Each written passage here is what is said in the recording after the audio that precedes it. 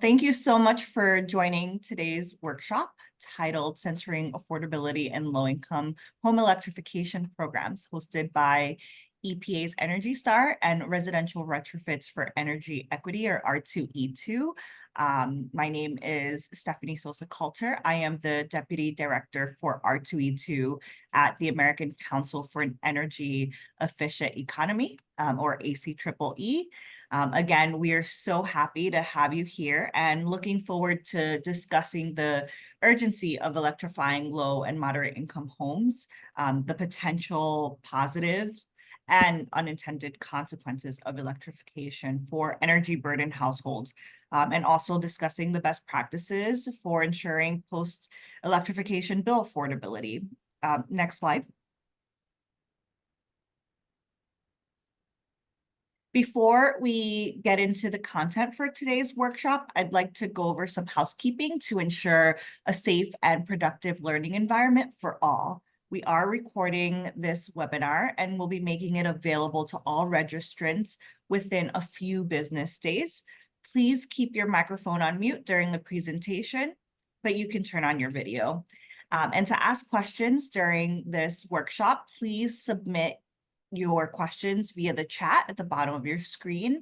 And please use the chat to engage in respectful and productive discussion with other participants. This is a great time for you to actually introduce yourselves.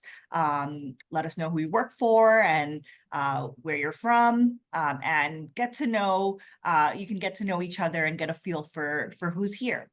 And we also have a code of conduct. R2E2 will not tolerate behaviors that cause harm or disrupt the learning environment. Please direct any messages to Carolyn Conant or I, Stephanie Sosa-Coulter, if you feel unsafe in this space. Disruptive participants may be removed from the webinar. Next slide. So I just wanted to show you the headshots of all of the members, all the staff who have made this workshop a reality, and the amazing experts who you will have the opportunity to hear from during the presentation and the panel portion of the workshop. Next slide. Now that you've had the opportunity to meet us, I'd like to get a sense of who else is in the room through this poll. Where are you joining us from today?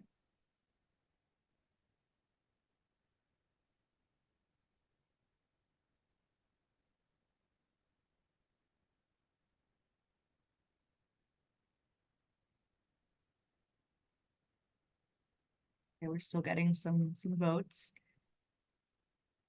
Seeing a lot of Midwest, West so far.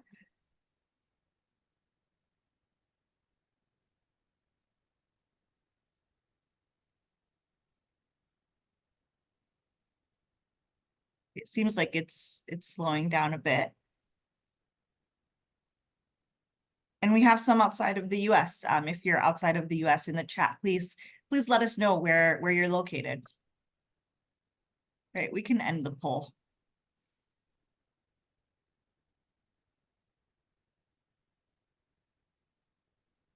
All right. So now we can go on to the next slide. And we also wanted to share a map of where you're all joining us from. And there is clearly a lot of interest about electrifying low-income homes across the country in a way that remains affordable for households despite the different regions and climates that you're coming from. Next slide.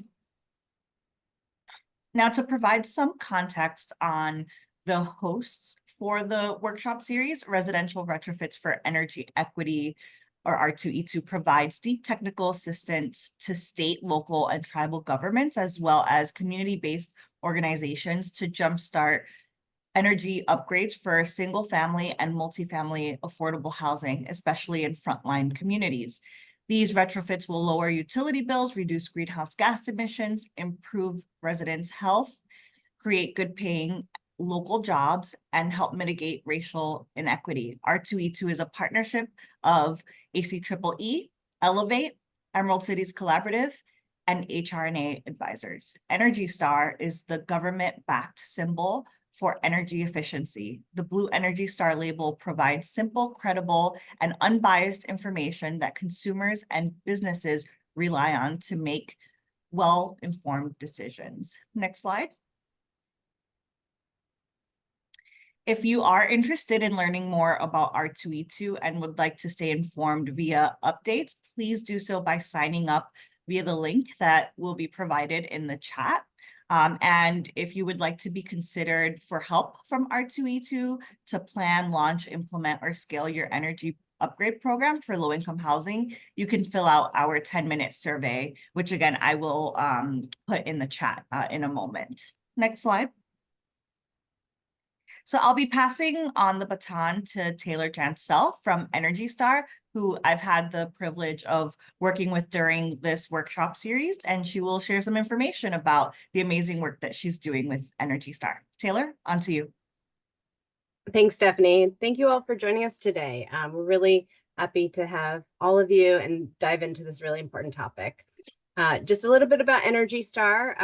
I hail from the Energy Star products team, but we've been doing work in energy efficiency products, homes, and buildings since 1992, helping Americans and businesses save tons of energy.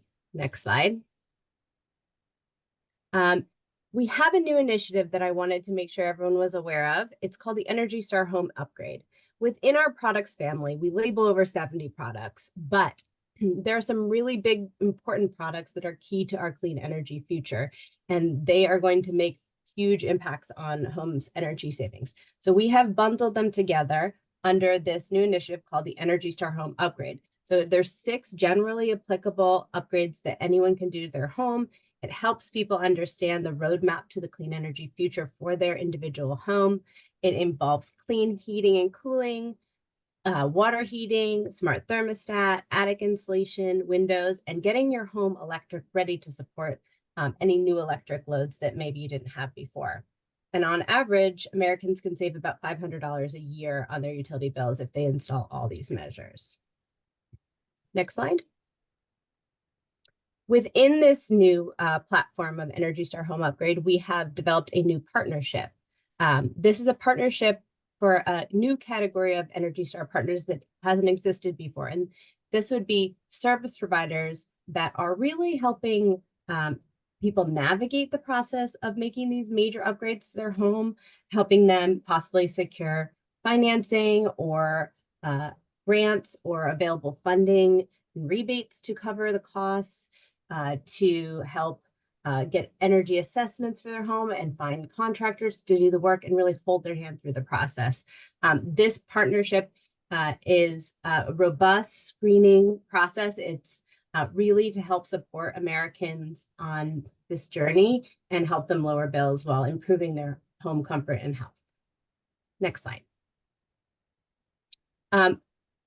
Energy Star, through this partnership, is also doing a lot to connect our new partners with our wide stakeholder partners of retailers and utilities and product manufacturers, assist in sharing best practices. We will be educating consumers both on a local level and a national level through our consumer campaigns. We have a national platform for this marketing initiative, and we'll be supporting our partners with marketing materials. And we will be supporting them like we are today with workshop series and webinars and resources to help join together and serve all Americans in transitioning to the clean energy future. Next slide. So we have teamed up with ACEEE's R2E2 to help support specifically those who are dedicated at a community level to help upgrades reach those who most need them, and supporting those organizations with resources and best practices and information and a platform for connecting as well. And so this workshop series is a big part of that. You can learn more about it at energystar.gov/equitable upgrades. And we're always welcome to hear feedback on what we're offering and new ideas and sharing of resources. Next slide. This is a snapshot of our workshop series for 2024. We actually are probably going to push our last one to 2025, given the slow rollout of the state energy rebates and the greenhouse gas reduction fund. But we're very excited to continue this workshop series. Today, we're talking about centering affordability in low-income home electrification programs. And next, we'll talk about health and safety. All the materials from the workshops are hosted on these web pages, so you can go back if you weren't able to make them and watch the recordings and see the materials related to those workshops. Next slide. I pass it back to you, Stephanie, for the presentation. Thanks. Yeah, thanks, Taylor. So now we're moving into the presentation section of this workshop where the speakers will focus on answering two main questions. What is efficient electrification, and what are the reasons to electrify? Excuse me. Next slide. So I want to introduce our first speaker, Annika Brindle, the director of R2E2 at ACEEE. Annika leads R2E2's work to scale up energy upgrades of both subsidized and unsubsidized affordable housing, leveraging training and technical assistance to drive policy and program innovation, especially in frontline communities. And our other speaker is Jim Young, who is an associate director at Guidehouse. Jim specializes in building energy systems, including emerging technology evaluation, market assessment, and program support for utilities, government agencies, manufacturers, and private organizations. So Annika, passing it on to you. Thank you, Stephanie. So nobody wants electrification to increase energy bills for low and moderate income households. But what's the best way to design electrification programs to deliver climate and health benefits while avoiding negative impacts to energy bills? These are our learning goals for today. By the end of the workshop, you should be able to answer the following questions. What is efficient electrification, focused on heating and cooling? What are the reasons to electrify? Why is it important not to leave low and moderate income households behind? How does electrification impact energy bills, and when might it not reduce energy bills? And what strategies can be used to reduce post-electrification energy bills for LMI households? We will cover number 1 and number 2 first as a sort of primer for folks who need a little bit of orientation. This red box is highlighting the meat of the content for today, which is 3 through 5. The section in the red box will start around 2:30 p.m. Eastern. There is a disproportionate overlap of low and moderate income communities with environmental justice and Justice 40 communities. So we're also thinking throughout about how electrification work impacts disadvantaged communities and those that have been and are being most impacted by pollution and climate change. And I want to flag up front that affordability implications of electrification have the biggest potential impacts when we're talking about heating systems. So the majority of our discussion will focus on air source heat pumps. For the vast majority of homes, HVAC is the largest load, the most expensive, and the most complex. A lot of the factors we discussed today are also applicable for water heating, but that's generally a much smaller household expense. Next slide. So please go ahead and share why you joined the workshop today. What are you hoping to learn or get out of our time together? If you have additional details on why you joined today, please let us know in the chat. And we'll try as much as we can to shape today's presentation to be responsive to your needs and also to flag items for future learning opportunities if appropriate.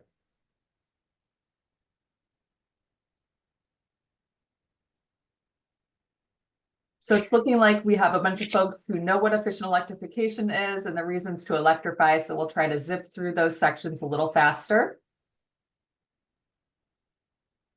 On the next slide, I'm going to talk about the agenda for today. So you'll be able to plan your time. Okay, I think we can end the poll and move on. This is our agenda. I want to make sure you know when things are happening. We've already outlined our learning goals. Next, we'll have a brief presentation from me and Jim from Guidehouse to answer the questions. What is efficient electrification and what are the reasons to electrify?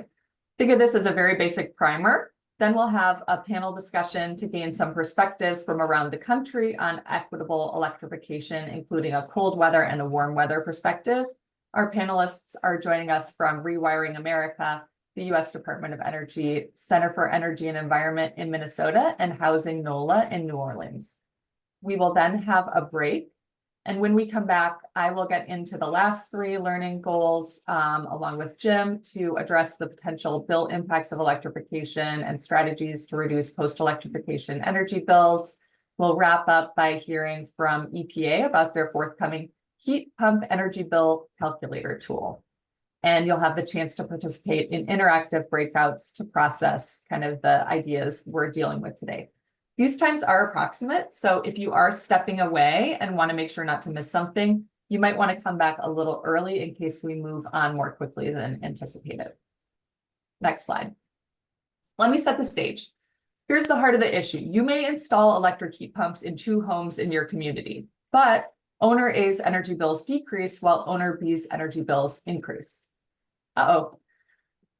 How can program administrators predict the impact on energy bills in the planning stages of their program, even before doing any engineering calculations?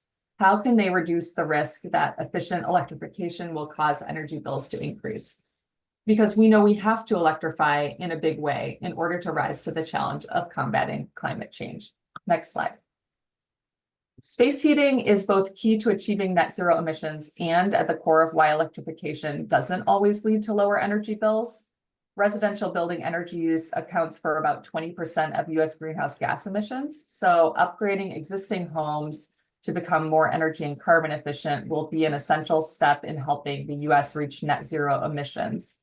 As this figure shows, about 51% of homes use fossil fuels for space heating. As noted, we're going to zoom in just on space heating. The y-axis here just shows us the number of homes using each of these energy sources. But the amount of energy used for space heating far exceeds the amount used for any of these other end uses. Next slide. So where are we starting from? Here we see the fuels used for home space heating broken out into more detail. This is taken from a REX database sample of homes nationwide. So now we can see on the left the type of equipment being used. And on the right, we see the percentage of homes nationwide using each type of equipment. For example, we see that electric resistance heating, remember that's the old style of inefficient electric heating, is in use by 21% of households, whereas electric heat pumps are used by about 11% of housing units. We'll dive deeper into what the new efficient heating and cooling technologies are in the next part of the presentation. But why go into this level of detail? The type of existing heating technology present in homes in your community will help influence whether household energy bills will go up or down after the installation of electric heat pumps.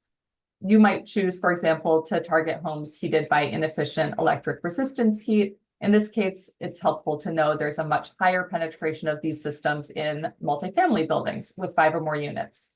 Or you might choose to target homes heated with propane. Those are primarily found in single-family homes. Next slide. As we're pursuing efficient electrification in low-income and disadvantaged communities, here is our North Star for affordability and home electrification. Programs installing electric heat pumps should strive to reduce upfront costs and ongoing energy bills for LMI households. In order to help ensure or amplify this outcome, programs should pair high-efficiency Energy Star certified heat pump installation with comprehensive retrofits, including weatherization and/or access to clean energy. And programs should also link households to existing bill assistance programs and electrification-specific rates where applicable. Now we'd like to know, poll please, how well aligned you are with our North Star. And you can move this box to the side if you need to look at the North Star.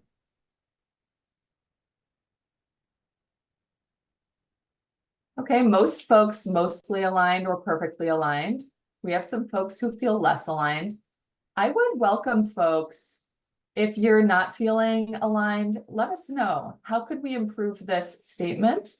Or maybe you think we should go even further. Please feel free to share in the chat. We'd love to hear your feedback as we continue to develop out these kind of materials. Next slide. I will hand things over to Jim. Thank you, Annika. So recognize we had a poll that there's a lot of experts on the call, but we also just want to make sure that as we dive into this webinar, that everyone is starting from a common baseline around what it means to be the topic of efficient electrification. So the term electrification broadly means shifting from any non-electric source of energy to electricity at the point of consumption, so within the home. So typically, and then we'll get into further details, but for heating and cooling, HVAC, that typically means an electric heat pump. For water heating, it'd be an electric heat pump water heater. For cooking, be electric induction stovetop with oven. And then clothes drying would be an electric clothes dryer. And these kind of moving from gas or fuel oil or propane to electric systems is the overall goal of electrification. But as we've highlighted here, it's not just electrifying, but it's efficient electrification. So it's assuming efficient technologies while electrifying and searching for Energy Star certified products where applicable, and pairing that with the envelope and other weatherization upgrades. There's a lot of homes that were highlighted that have electric resistant baseboard heating or electric furnaces that their efficiency is around 100%. They can also benefit significantly through heat pump technologies that we'll get to in later today. And the whole idea of this is like, well, why would you want to electrify? So when electricity is generated by using clean, renewable energy sources such as solar or wind, electrification can become a key strategy for building decarbonization. Next slide. So we won't dive into details, but just want to kind of recognize that the U.S. housing stock is very large and diverse regionally and vintage. And so the good thing is that there are a lot of different solutions out there. So what we have on this slide is those Energy Star and non-Energy Star products that are for the HVAC sector. So ducted and ductless air source heat pumps might be those that people are familiar with. Some might be also familiar with ground source or geothermal heat pumps that utilize ground loops that exchange heat with the earth or with a water source. There's also a number of hydronic systems, which kind of referred to as air to water heat pumps, which could be for boiler type replacements when there's hot water coils or radiators going throughout the home. And recognizing that, yeah, single family homes are often kind of the first thing that people think of. But for this group and certainly targeting the LMI segment, we also want to recognize solutions that are available for larger multifamily properties, such as the large air to water heat pumps for boiler replacements, or variable refrigerant flow heat pumps, which utilize a small number of outdoor units connecting to a lot of indoor units within zones. And then there's also if systems are currently using window air conditioners or packaged terminal air conditioners in a wall sleeve, there are also heat pump solutions available for that product category. And there's a lot more that I'm not capturing on this slide, but that's there's a point of being is that there's a wide variety of solutions available. Next slide. For water heating, similarly, there's a ever-growing array of solution sets.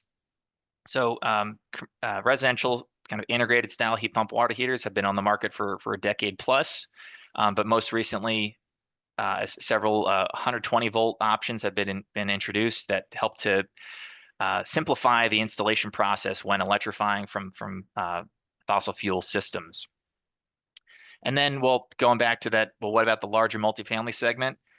There is a large effort to develop products and showcase products in these segments. So more options are coming to market that haven't been on the market previously. So it's a very exciting time to look at that central building water heating space. Next slide. And then for the cooking and clothes drying segments, so yeah, many people are familiar with either ceramic top or electric coils, but induction cooktops, which utilize magnetic coils under the cooking surface, are now kind of gaining wider acceptance in the market. as either standalone or kind of integrated in with an electric oven. And then electric clothes dryers. Well, so I believe it's like 75% of U.S. homes use electric clothes dryers today. But there are high efficiency Energy Star models as well as heat pump clothes dryer models, which support energy savings for that segment as well. We go to the next slide. So we talked a little bit about, we asked a question previously on where are you geographically? So this question is around where are you coming from climate region? And as we'll talk through later, kind of where you're located within the country and kind of what's the climate can influence a lot about what the utility bill impacts might be through an electrification project.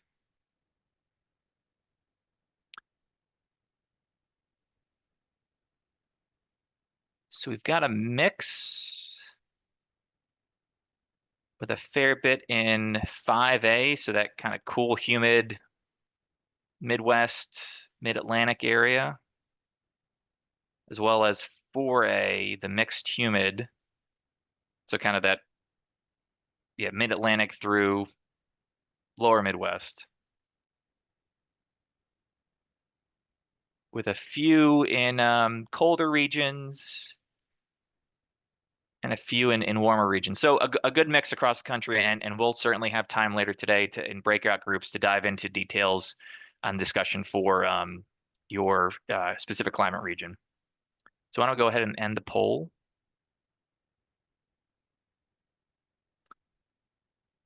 So in the next question, so we want to ask about where everybody is in terms of their program administration. So are you currently running a program that installs or incentivizes electric heat pumps? Either yes, it's operational soon, it's in the planning phase, or not yet, or maybe you're not in the program administration side of things.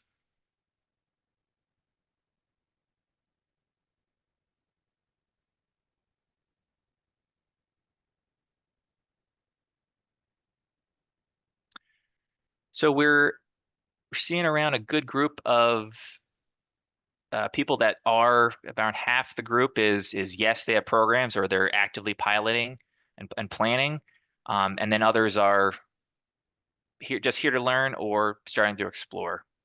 But great to see that yeah, we can maybe leverage some of the experience from those that do have current programs.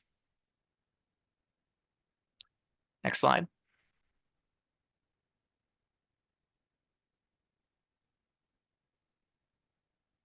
So this is really a gut check question, and we'll dive into this and ask it again further on as we talk through it today. But want to get an initial straw poll around. I mean, do you think that installation of electric heat pumps reduces energy bills in your community? And our goal today is to hopefully those that answer in the fourth category, to hopefully provide them some insights that they can further understand and maybe answer the question differently than when we ask it later in the day.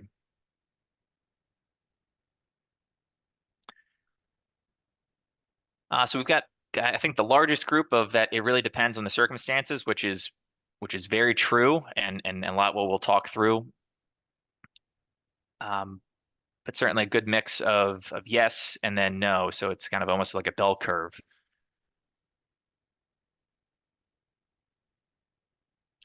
So we go to the next slide.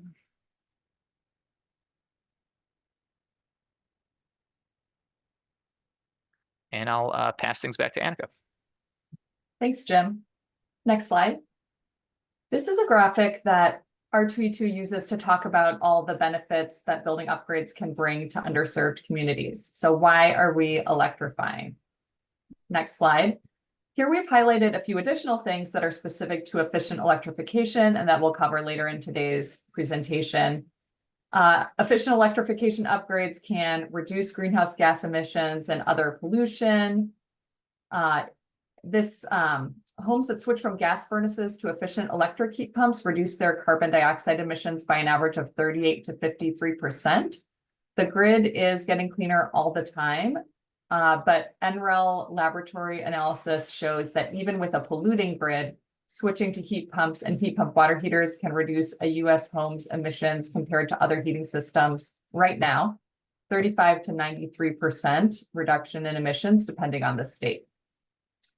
Upgrades can improve indoor air quality and health, resident safety and comfort, including by adding cooling, prevent long-term stranding on the fossil gas system, which we'll talk about later, and reduce energy bills. But this is not guaranteed, which is why we're here today.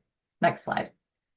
Earlier this year, ACEEE conducted a survey of a nationally representative sample of 1,801 Americans. When offered a list of potential reasons for choosing electric over non-electric equipment replacements, excluding participants who were already using electricity for each end use, the most common reasons for choosing electric were related to safety, environmental sustainability, energy efficiency, and reliability. So, for example, when asked for reasons they would choose electric heating equipment, 35% of respondents said a reason to do so would be electricity is a safer option for my home, and 32% thought electric heating equipment was cleanest or best for the environment. Folks could offer multiple reasons for choosing electric equipment, so these do not sum to 100%.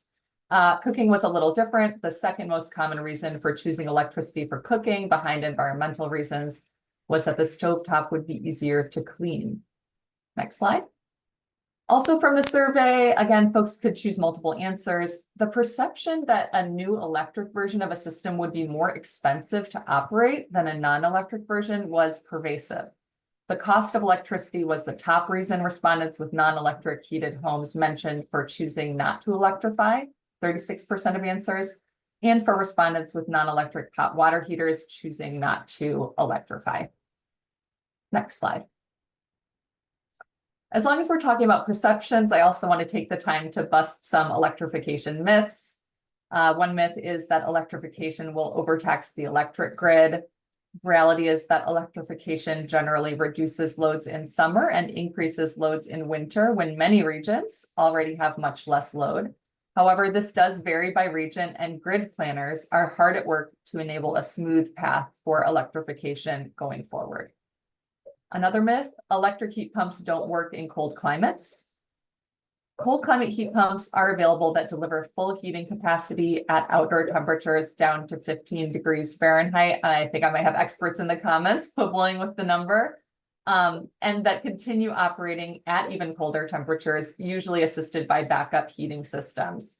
Backup heating systems can include built-in electric resistance at different output levels or an existing gas furnace or boiler, for example. Last myth, electric heat is inefficient. Today's heat pumps are much more efficient than electric resistance heating and more efficient than older heat pump technologies. Next slide.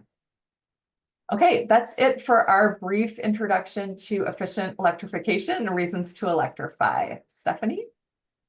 Thanks, Annika. So I'm going to ask for clarifying questions from the audience before we move on to our panel discussion, where our experts will provide perspectives on equitable electrification. And I'm very excited to have these leaders in thought and practice share more about the urgency of electrifying equitably and how that looks in different parts of the country. So what questions do we have? And I'm gonna cut this section a bit short, but if we don't get to your question, we'll try to answer them in the chat. So how does increased electrification reduce load in the summers?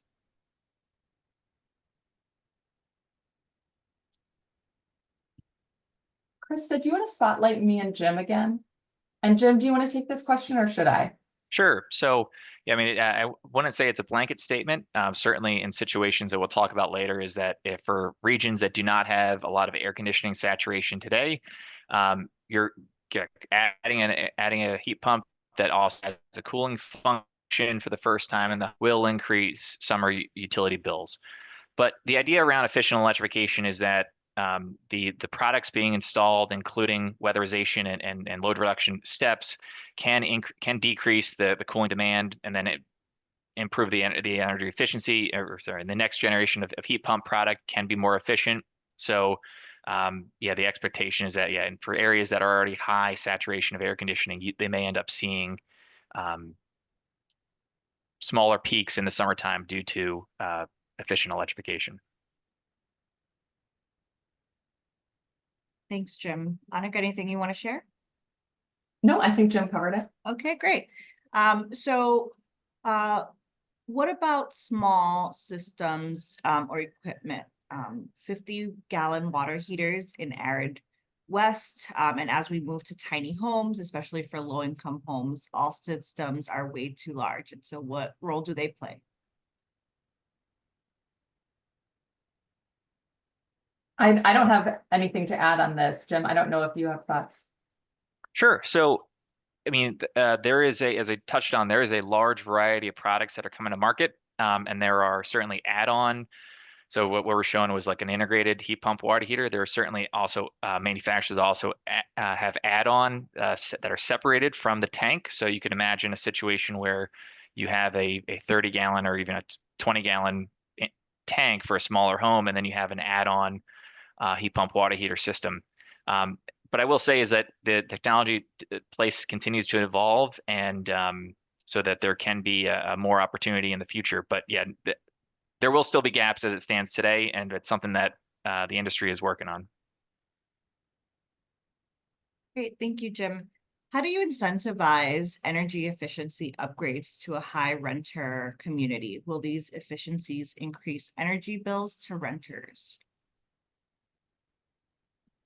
So I think there is the possibility that electrification can increase costs for renters if they previously were not responsible for paying heating because they didn't pay the gas bill, and the cost then shifts to the electric bill. That's something we dive into in a future slide. You know, I think there's some potential workarounds, and I would love to hear from folks in the audience if you know of anywhere that is trying to mitigate against these things, against the shift of responsibility for paying for heating costs. Thanks, Annika. So I think we have time for one more question. Is the need to purchase new cookware a barrier to affordability for homes converting from gas to induction cooktops?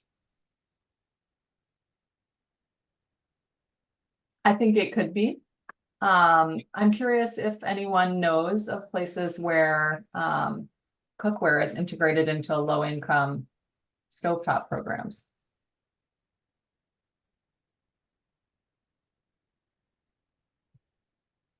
All right, and that's it for questions. We have more time for Q&A later on. Thank you so much, Annika and Jim. And now we're gonna transition into the panel discussion. So we are so lucky to be joined today by a great team of experts who will share their perspectives on the urgency of electrifying low and moderate income homes in a way that is equitable and as beneficial as possible to LMI renters and homeowners. We have two nationally focused panelists and two who will talk about regional challenges specific to cold climate and southern states. We have asked all of the presenters to prepare a slide to a question that I will be asking them during this panel.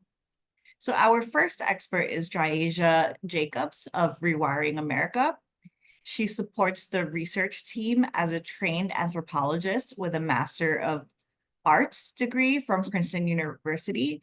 And at Rewiring America, she conducts interviews, focus groups, and surveys with frontline environmental justice communities to advance the organization's implementation projects and broader goal to electrify everything. Next slide. So my question to Jaeja is, why is it important that we prioritize low and moderate income households for electrification? How is Rewiring America seeking to prioritize low and moderate income households through the GGRF? And is this truly a transformative opportunity? Jaeja, thank you. Thank you for that question, Stephanie. I think I'd like to provide a bit of context before providing an answer. But hi, everyone. I'm Jaeja Jacobs. I'm a qualitative research analyst on the research team at Rewiring America. For those who don't know, Rewiring America is a leading electrification nonprofit focused on electrifying homes. businesses and communities across the country. And in partnership with Habitat for Humanity, United Way, Enterprise Community Partners, and LISC, Rewiring is part of this broader coalition named Power Forward Communities that has been awarded funds through the Greenhouse Gas Reduction Fund. So as a part of this coalition, Rewiring is currently working to mobilize GGRF resources to provide financing opportunities for LMI households across the country to electrify their homes. We know that equitable electrification that targets LMI households is crucial for many reasons. I think the first is that low and moderate income households experience high energy burdens, meaning that much of their income is going to energy costs, including electric bills, heating, and gas expenses monthly.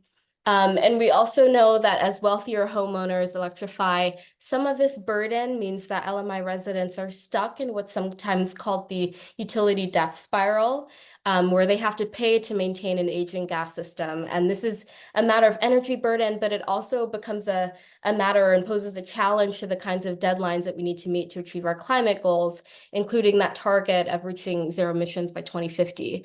So expanding LMI access to energy efficient technologies means that we can meet our climate goals sooner, and individual residents can reduce their energy burden, and in some cases, even see cash flow depending on just how much they're seeing in bill savings after making that switch. We also know that the combustion of fossil fuels produces hazardous pollutants within and outside of the home, and that LMI households are disproportionately affected by these pollutants, and they can lead to premature mortality, heart attacks, asthma, and a whole host of other morbidities. So electrification offers an opportunity for these households to improve their indoor air quality and the outdoor air quality that's affecting their community more largely. And they can experience greater comfort from having more consistent and reliable appliances. And then finally, we know that upfront cost continues to be one of the largest barriers to LMI electrification. And despite the generous resources that have sort of come along with the Inflation Reduction Act, we know that households without sufficient tax liability, cash, or savings are often still unable to pay for energy efficient upgrades out of pocket. So low-cost financing is emerging as a vital resource to allow LMI households to electrify their homes at little to no upfront cost, while still reaping the benefits of this transition, including bill savings, healthier, more comfortable homes, and lower energy burdens. And as part of Power Forward Communities Coalition, Rewiring plans to use these GGRF funds, again, for financing, for financial assistance, and technical assistance, and focusing especially on the sort of single-family home market and electrification projects with low and moderate income households in mind. So as a critical part of this planning process, Rewiring has directly engaged with LMI residents to determine exactly what they'd be willing to pay to finance a project like switching to a heat pump. Can I have the next slide? Thank you. So as a qualitative researcher, I've been leading some original consumer research with residents in low-income and disadvantaged communities, or LIDACs, to answer this question of willingness to pay. So from existing research and then 2 small and medium sample surveys, residents at low and moderate income levels have communicated certain thresholds for different elements of a loan, including interest rate, payback period or term, amount, and monthly payment. So overall, they prefer to borrow loans up to $10,000 with the rate that shouldn't exceed 8%, a term that's around 5 years but doesn't exceed 7, and a monthly payment that doesn't exceed $150. So overall, across this research, I have found that about 50% of survey respondents were interested in taking out this kind of loan. And we know more broadly that energy efficiency financing programs can struggle really with low participation rates. So there is this issue of demand. And when we asked people why they wouldn't finance a heat pump, most said that they were generally avoidant of going into debt, while others were failing to see this upgrade as being worth the potential financial risk. So this concern about risk was highest among the low-income groups who reported that they would rather avoid replacing a recently broken heating or cooling system before taking out a personal loan to finance such a replacement. However, once we looked at the moderate income group, we found that the demand and interest was actually highest at this level, even more so than with high-income respondents. And we've already taken these findings into consideration by targeting our loan offering. This is the current plan, to target the loan offering to folks in that moderate income group where demand and interest is high, and then aiming to sort of fully subsidize projects for residents at especially low income levels. Finally, I'd say that it's clear that getting monthly payments and interest rates down as low as possible is going to be crucial for making financing an equitable resource across the board, but particularly in this LMI market. And while our surveys found that people didn't care so much actually about seeing net positive bill savings, they did feel strongly about at least breaking even on their investment, and certainly shouldn't end up in a position, where they're owing more than they're saving monthly. So these findings, I think, are just one demonstration of how our organization is committed to expanding electrification into the LMI market in an equitable way. And at this stage, I think we're very much looking forward to upcoming research efforts we have underway that are going to allow us to continue to sort of refine the plans for the GGRF. And I'm very happy to answer any questions that have come up in the chat or once we get into the Q&A section. Thank you. Thank you, Jaisha.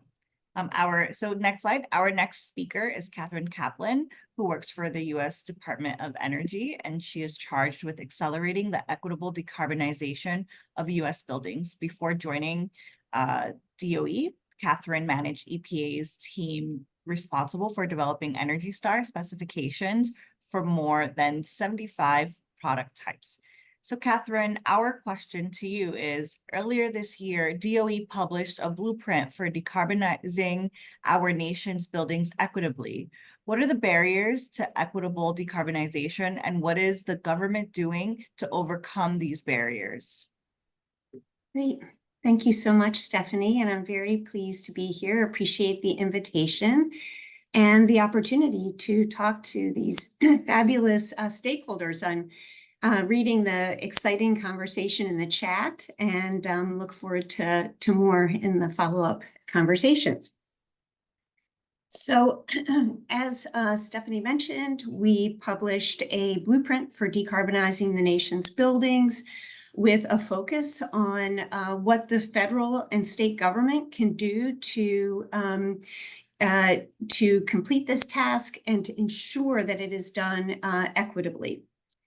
And the vision is that if the federal government pools all of its resources, that we can really accelerate the adoption of building decarbonization solutions. So what are some of the, and I should note that the blueprint is very much centered in people and in economic growth and high quality jobs, climate resilience, improved health, and decreasing energy burden.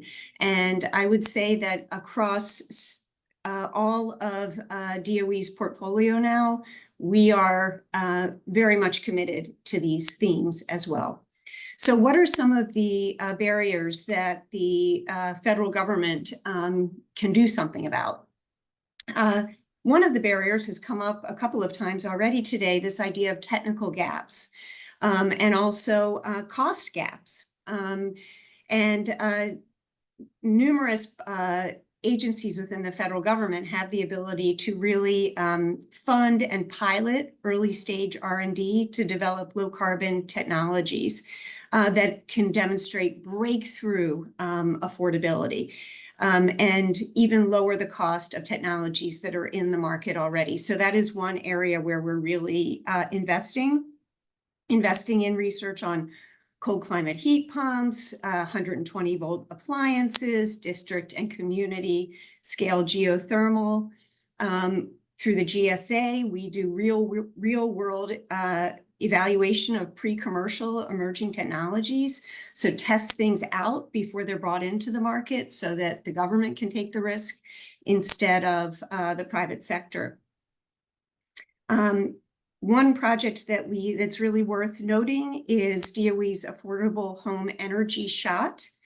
This is an effort to marshal all of our R&D resources, and those are considerable, to make technology cost reductions for upgrades, and to ensure that when we do an upgrade, that it's cash flow positive from day one for almost all affordable homes. So it's an ambitious goal. We're focused on multifamily and manufactured homes because we think they present some of the most challenging decarbonization residential situations. And also, they account for over 60% of affordable housing in our country. The Earthshot is going to focus on not just existing buildings, but we're really going to zero in on older building stock.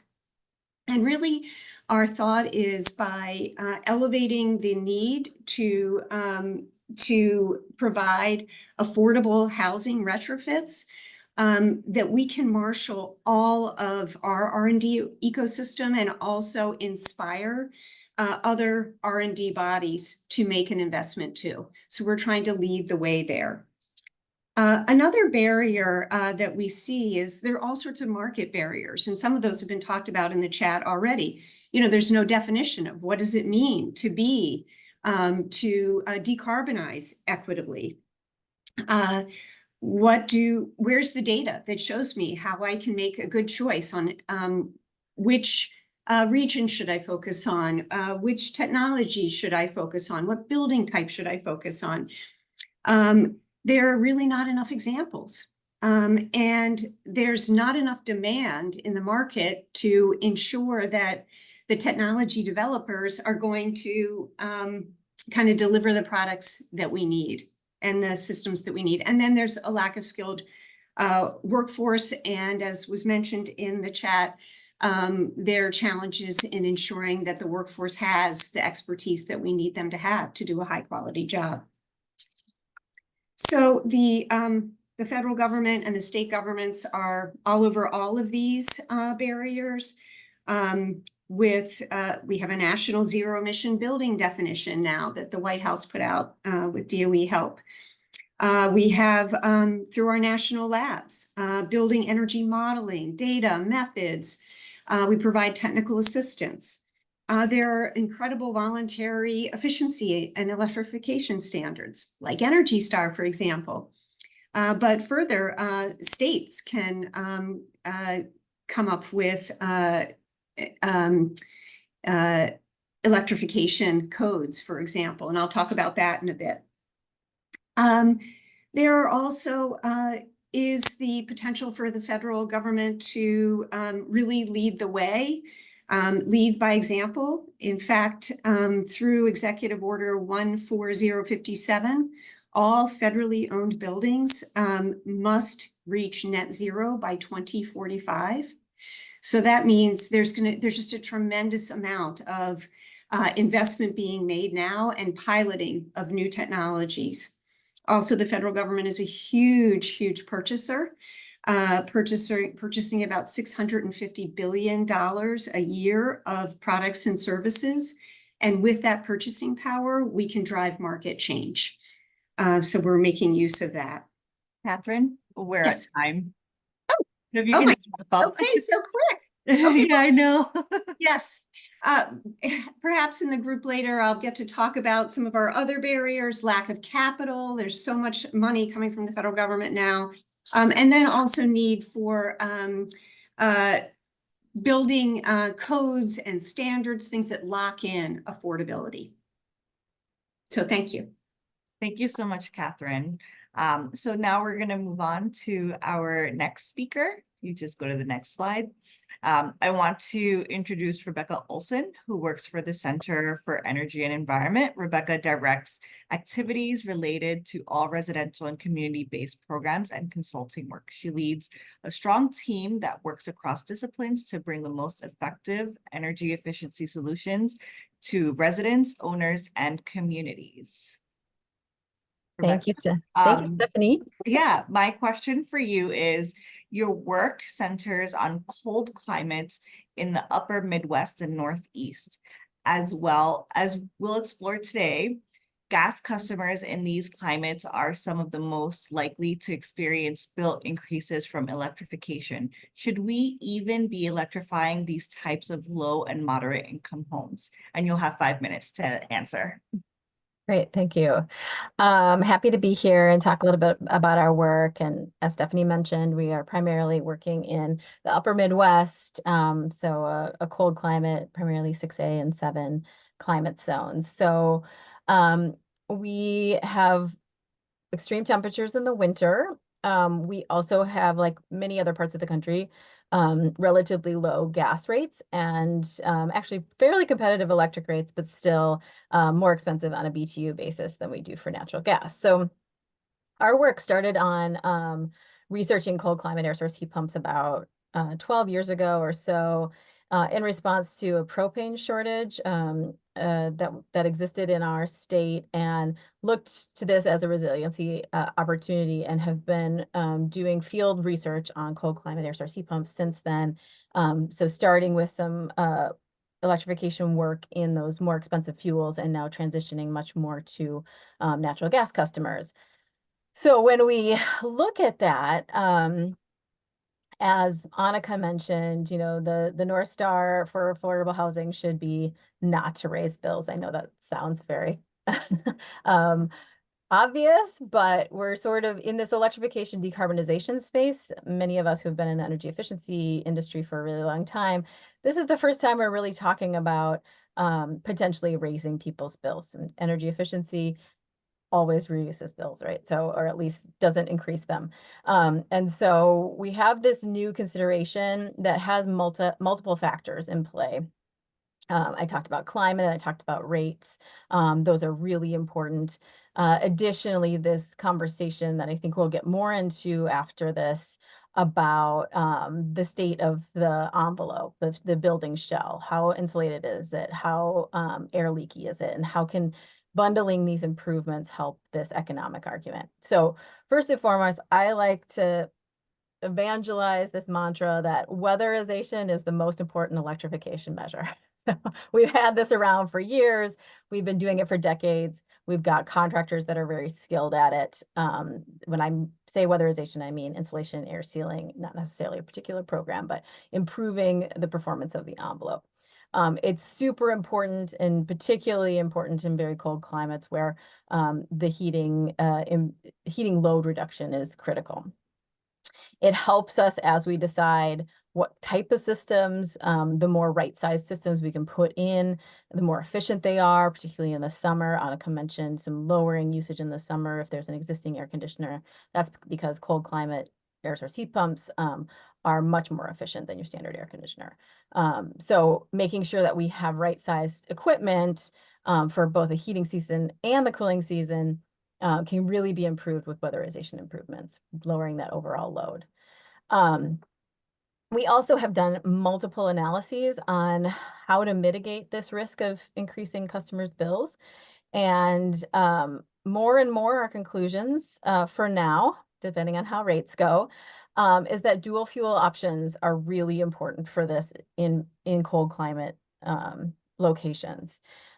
This offers support for those cold temperatures where potentially a heat pump can't keep up, or it reduces its efficiency so much that a potential gas backup system might be lower cost. So when we're not sure, right? So when we're not doing modeling or deep analysis, having a dual fuel system is a really risk-averse option. I like to recommend cold climate air source heat pumps as part of the solution, even if the plan is to use a gas system for a while, because as rates change, then a customer has more ability to use more of their heat pump than they maybe previously did on different rate structures. Another potential option is to pair it with on-site solar. So if you're going all electric, you want to mitigate costs, solar can sometimes be an option, whether it's on-site solar or community solar subscription. So looking at the economics of that option, of course, that has more implications on the upfront cost. So understanding how to reduce that will be important. So those are kind of the big ones that we focus on to mitigate this economic impact risk. Additionally, we want to make sure that contractors know what they're doing so that we have a predictable energy efficiency outcome.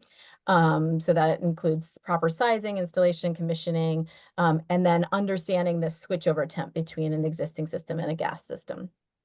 And then rebates, tax credits, incentives are all important for installation cost reduction. I think other speakers have mentioned that. Another thing that's emerging more and more are electric space heating rates. So those can sometimes be very competitive with gas. So continue to advocate from a policy level on better rates to make that argument matter more on switching to electric.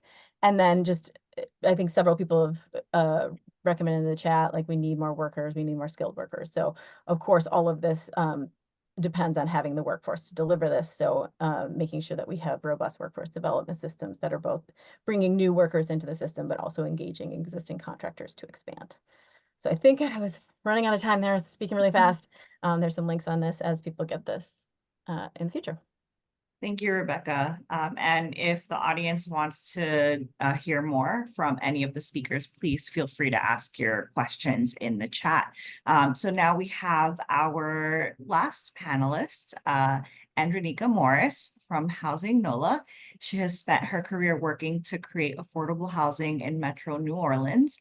After Hurricane Katrina, she implemented programs for 500 first-time home buyers and secured $104.5 million soft second subsidy for Metro New Orleans and provided supportive services for approximately 5,000 households. So Andronika, our question to you is, there is already high heat pump penetration across the Southeast.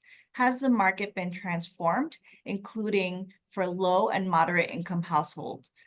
Is our work done there? And you'll have 5 minutes to answer. Thank you all so much for having me. Y'all can hear me, right? Yeah, so I would push back against the idea that there's high penetration across the Southeast, particularly in the Deep South in places like Louisiana. There's not high penetration of heat pumps, not at all. And so this is one of the areas where we have to talk about how do you make these investments possible? How do you take communities that have had historic disinvestments and have had one-time investments after major disasters? Those investments have often largely and bizarrely been wildly inequitable and come with all of the promises of the future, but don't quite manage to land where they are. And this is one of the areas where we are struggling with bringing in technology like heat pumps. So, for example, the Finance Authority of New Orleans, our local finance authority, has actually launched an innovation challenge to work with local, providers of a variety of materials and goods, including heat pumps, to do a pilot to bring heat pumps into our communities and to test whether or not we can actually retrofit existing buildings, because that's one of the problems in older communities like New Orleans and parts of Louisiana. New construction changes to the code, which have also only just kind of taken effect in Louisiana in the last 2 years, allows for these new innovations, but retrofitting is more difficult, and it requires some resources. It requires some wherewithal. It requires the will to do these things, and that's an area where we're really, really struggling in a place like Louisiana. So we've done a lot of the math to talk about how much, and this is my part. Annika will share this with everybody after the call. We did an analysis called Housing for All to talk about how much it would actually cost and what kind of investment we need. Now, again, this is after over the first 10 years after Hurricane Katrina, $50 billion went into New Orleans' residential real estate market, $50 billion. Unfortunately, most of that money did not go into our homes. It went into contractors, and I mean contract administrators, people who ran programs. One consultant firm walked away with almost $1 billion in fees for administering a program that was wildly inequitable and was found to have disparate impact. And so that's a lot of homes that we could have rebuilt for that billions of dollars that went to $1 billion that went to a single contractor that did not do a good job and was actually fired by the state of Louisiana.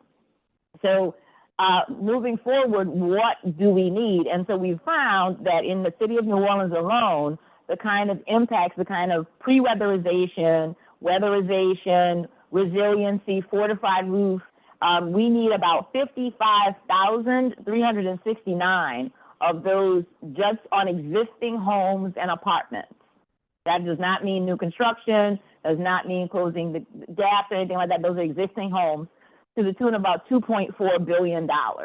And so there is a need to secure these kinds of investments that we could see in places like the Inflation Reduction Act and any other resources that would continue to come from the federal government. We also need to be looking at our recovery dollars more strategically and making sure that we are building back to code. This is something from a policy standpoint we've struggled with FEMA. Whenever there's a disaster, there are challenges around building back better.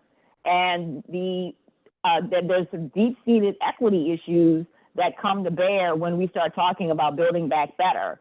And we have new codes, we have new energy efficiency codes. Louisiana passed codes to the 2021 standards about 2 years ago. We're the only Deep South state that's done so. But we're also getting pushback from our contractors and our building experts locally on whether or not we should be building quite so resiliency, which we know to be a disastrous proposition or philosophy that we're terrified is actually going to take root, because I'm sitting in New Orleans right now preparing for the onslaught of Tropical Storm Francine, which we think is going to become Hurricane Francine. And people are very worried about whether or not our infrastructure will also be able to keep the lights on. We don't think that there's going to be a lot of damage to homes and the buildings, but we're very concerned about the state of our electrical grid. And that's also something that has to be addressed as we talk about electrification. In places like Texas and in Louisiana and in New Orleans, we have not seen good regulation of our utility companies. It's particularly on the maintenance side, and that has to stop. As that doesn't mean we don't do electrification. That means that we have to pair that together. We have to understand why a community might hesitate around electrification. Thank you so much, Andronika. Now we're going to transition over into the Q&A, and I just want to start by thanking all of the panelists for sharing your experiences and your knowledge. This is a good time for people to continue to add questions into the chat. But I'm going to start with a question for all of the panelists. How are communities and program administrators succeeding in delivering beneficial, equitable electrification upgrades, and how are they falling short? What do you hope we see more of in the coming years so that we can succeed in reaching low-income and disadvantaged communities? I've got an example, maybe that would help, that if that's okay, can I go on? Yeah, of course. Okay. So this actually is an example that follows some of the same principles that Jaeja had mentioned in the survey results. And so the city of Minneapolis has had the ability to raise significant funds for clean energy work. And one of the things they did have been doing for a few years, but kind of augmented it this year, is has created a loan pool with us. We are a lender. Our nonprofit is also a lender. And basically what they do is buy down our capital, I think from a 4.9% interest rate to a 0% interest rate for anybody who's doing essentially decarbonization measures. So that can be heat pumps, that can be weatherization, that can be a dual fuel system. So including the furnace, going along with the dual fuel system, not a furnace alone. And so that really moved quickly. And then this year they raised much more money, and what they did was pair those 0% interest loans with an upfront grant that essentially bought down the principal right away. So we're getting most of them under $10,000. Interest rate is 0. And that went like hotcakes. We actually ran out of capital. So that is something that I think is really innovative. And what's nice about that is that the city didn't have to come up with all the money for the capital. They just had to come up with the money for the interest rate buy down. What I think we're going to try and work with them a little bit more for this next iteration is to really try and incentivize pairing those, weatherization improvements with heat pumps. So not just picking one or the other, but kind of really emphasizing the grouping of those together. But that's one, I think, initiative that's local. It's community investment. It's capitalizing on other programs and other utility rebates that have really moved the needle on a lot of LMI customers receiving this work. And I will just note that they also have a loan loss reserve. So if somebody has a lower credit score, as long as they can demonstrate the ability to pay, because we don't want to saddle them with a long-term debt that they can't pay. But if they have a low credit score, but an ability to pay, then we can lend that to them. And if it defaults, we have a loan loss reserve that we can tap into. So those are some of the things I think are the makings of quality programs. I have a very similar answer to Rebecca. And I think this is also going to get at a question I saw articulated twice in the chat around how we work around credit scores, or maybe thinking about typical ways of establishing creditworthiness. And so for rewiring, again, where we're offering primarily financial assistance and financing, a part of that is tentatively going to be a loan loss reserve. And so in my mind, I think one way to get around sort of the conventional constraints of creditworthiness is to think about alternative underwriting. So this can be lowering FICO score eligibility, or maybe relying on other metrics like utility bill payment history to get a sense of what someone's ability to pay will be.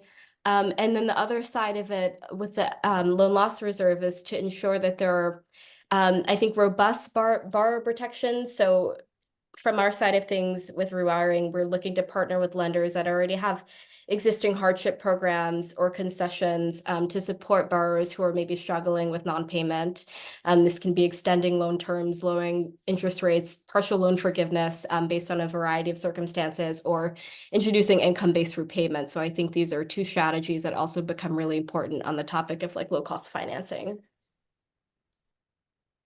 Thanks, Shaija. It would be interesting to hear from Catherine about how communities and program administrators are succeeding in delivering beneficial, equitable electrification upgrades.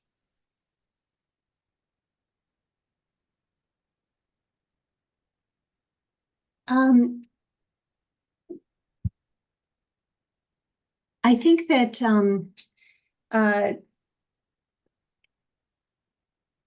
I don't have examples of specific communities that are implementing successfully. I do know of numerous pilots that have been done that have demonstrated what's cost effective for a community. For example, in Chicago, a really interesting project that was completed by the City of Chicago and the Commonwealth Edison, ComEd, with Elevate and the National Renewable Energy Lab, and DOE funded it.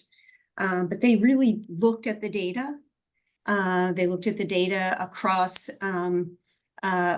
the whole city, figured out where are the houses that are most eligible for an upgrade, where do people need the help, what's the kind of housing stocks can we test out different technologies on, and they were able to really figure out where to make the biggest difference in a most cost-effective way, considering whether they just improve the efficiency of what the house has, whether they electrify some of the equipment and improve the efficiency of others, and then a third scenario where they electrified everything and made it super efficient. And they looked at the dollar savings for those households while doing it.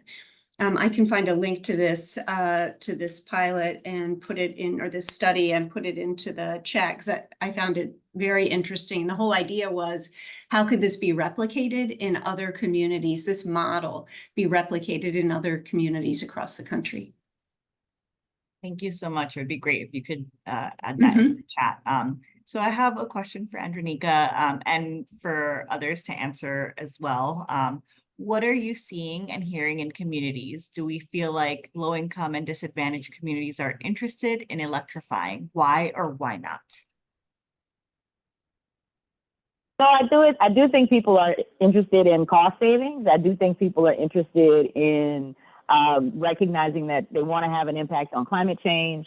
I think it depends on what else is going on. As I started to talk about a little bit, the infrastructure issues, for example, one of the challenges we have here in Southeast Louisiana on a day like today, as we prepare for a tropical storm coming now, we know that our infrastructure, our electrical infrastructure, is not in good shape due to bad, poor regulation and oversight. Our utility companies have not invested in the grid. They've not made the appropriate upgrades to the grid. We have blue sky outages on a regular and routine basis. That combined with boil orders, when we lose power to our water purification systems, result in frequent boil orders, particularly after a disaster. And so if you're in a shelter-in-place storm and you don't have power and you've got a boil order, now you can't boil water in your home. And so the idea of, having a fracked gas stove, while problematic for the planet and that community in particular, because it's dealing with a climate-intensified hurricane, is overshadowed by the fact that you can't boil water. And so there, again, the alternatives are solar, making sure you have access to community solar. So there are ways of dealing with that, but if we're not looking at it from a holistic standpoint, you do get folks and shying away from it. And when you think about solar, that is something that is unfortunately been disproportionately in places like Louisiana been the purview of the wealthy, the people who could afford to invest in solar systems themselves. And honestly, the way we incentivize solar systems actually did the worst things possible. We incentivized solar systems. All these operators came in and set up systems, did installations, but they didn't do the backup battery and storage. And so these folks got huge discounts, basically got the systems for free, people who could afford to get the tax credit later. And then when a disaster strikes, like the ones that we had 2 years ago, 3 years ago, 4 years ago, they've been that frequent, and people have long-term power outages, they realize that their solar systems don't actually work because they don't have the backup, they don't have the battery and storage to go along with it, because the installers decided not to add that on because it was too expensive. And so you've got a system that was inequitable and now has the reputation of not working. And so again, we've got to be strategic. And so you said that the average person in Louisiana, the average person is low to moderate income. There, you're saying this is not for you, and it doesn't really work for the wealthy people who got it. And so that's why we've got to go into this with the kind of comprehensive strategies that y'all have been talking about. Thanks. Does anyone else want to answer that question? Okay, so I have another question. Is there a level of existing building performance at which weatherization doesn't actually improve economics of the heat pump? Yeah, I think I saw that one in the chat. Yes, right. Like, so there's going to be some, like new construction's a great example. New construction that is built, especially to Energy Star or DOE's Zero Energy Ready certification standards, are low enough load that if you put in a heat pump, it's likely to be pretty cost neutral. Again, costs are super dependent on rates. So I always have to plug that. One thing that we're trying to think through as we go through these retrofits is, the perfect candidate for saving money is a leaky, under-insulated home that has an aging air conditioner. Like, we know we can put in a heat pump, a cold climate air source heat pump, insulate and air seal that house, and they're going to have really significant bill savings. Now, what if we go into that same house who already went through low-income weatherization, for example, and has their envelope already upgraded, and now we want to look at switching. So then it's like they've already saved the bulk of what they're going to save, and now you're switching systems. So that might go up from that, but in a net situation, it's going to be lower. So there are those considerations to think about. That's why again, in our climate and our rate structure, I like to rely on a dual fuel strategy. It gives that flexibility if the economics aren't in play, and as those rates change, that there's more ability to toggle.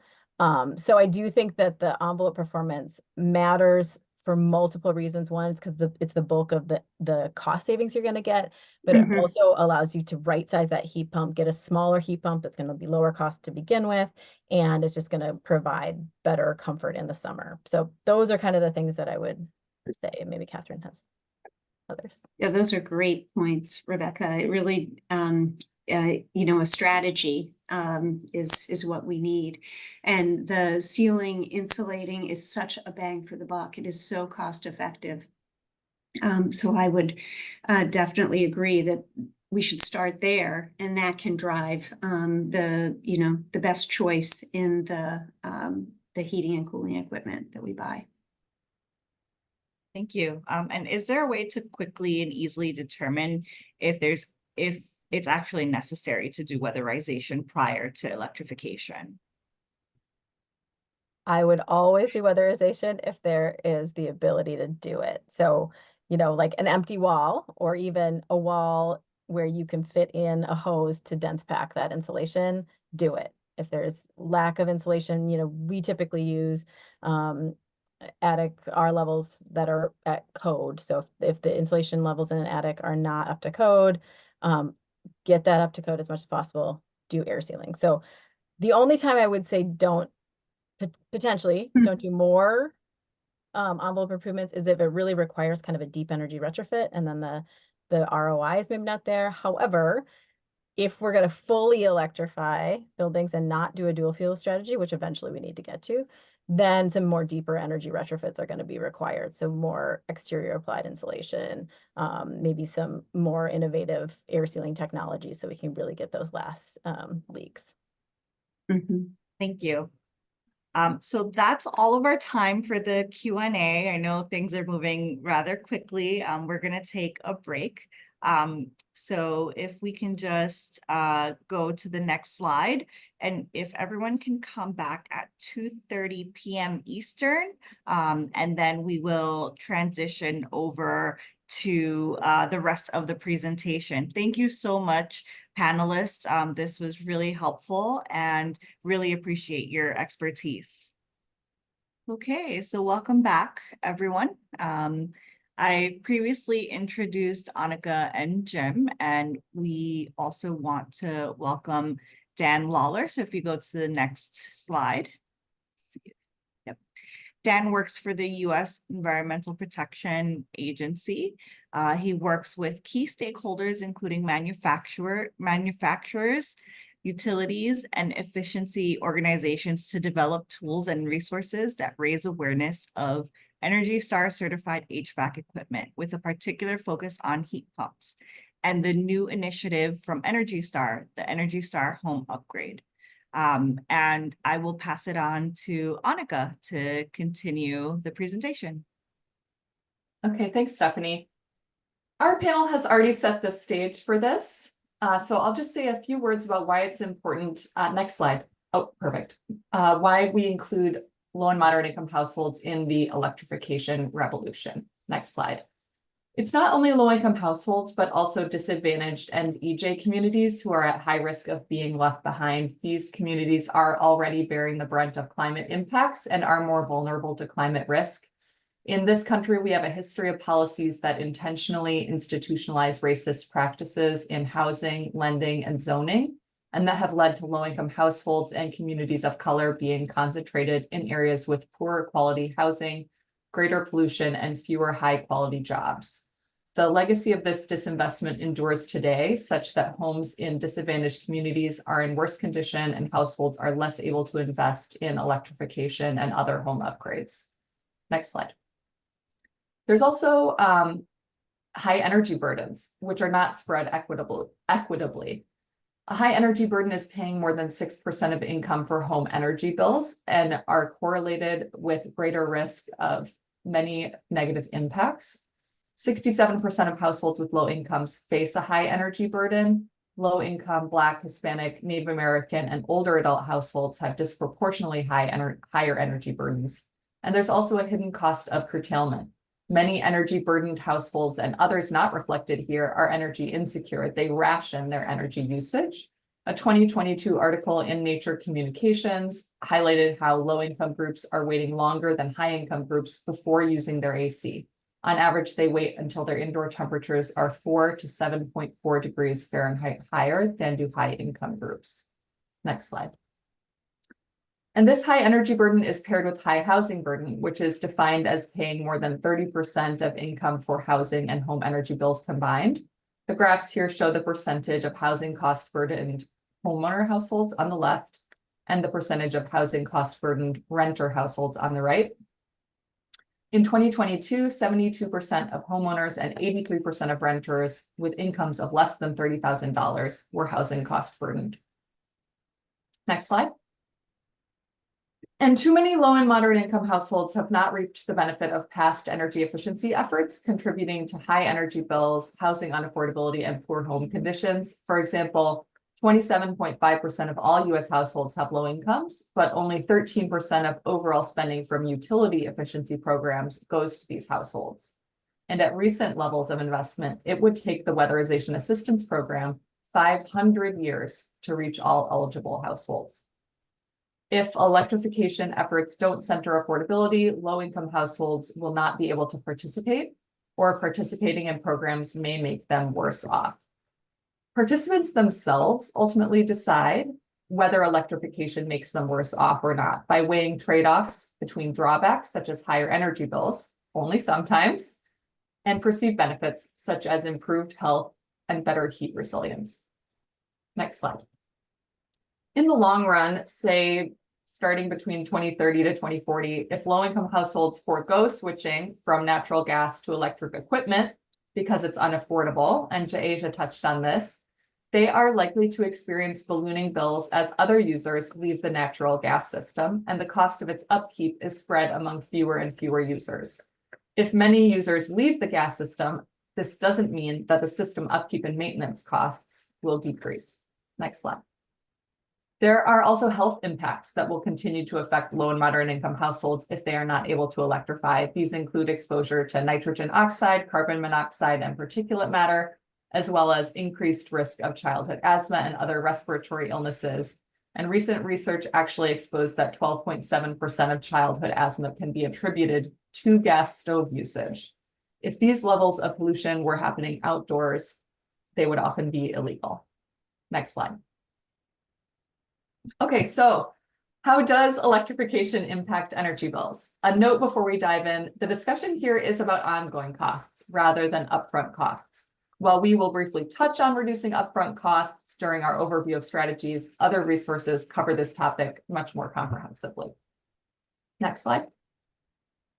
So first of all, sometimes, a lot of the time, electrification does not increase energy bills. For context, a 2024 analysis by the National Renewable Energy Laboratory found that, quote, a majority of Americans, 62 to 95% of households, depending upon heat pump efficiency level, would see a drop in their energy bills by using a heat pump. Improving the weatherization of a home, such as by installing better insulation would increase the range to 82% to 97%. So we're looking at anywhere from 62 to 97% of households that install a heat pump seeing reduced bills. However, we don't want anyone's bills to increase, especially not low-income households. So let's dive in. Why does this sometimes happen? We've identified 7 factors that can affect whether bills increase after electrification. They are existing heating system technology and fuel source, electric rates, gas rates, geography and climate, building envelope, addition of cooling for the first time, and change in responsibility for bill payment. Next slide. So I'm curious what you're already aware of in your own communities. Which factors do you believe are exerting upward pressure on energy bills when folks in your community install heat pumps? And please feel free to add anything in the chat that's missing. You'll be sparking ideas for your colleagues here and giving us fuel for further refinement of this resource.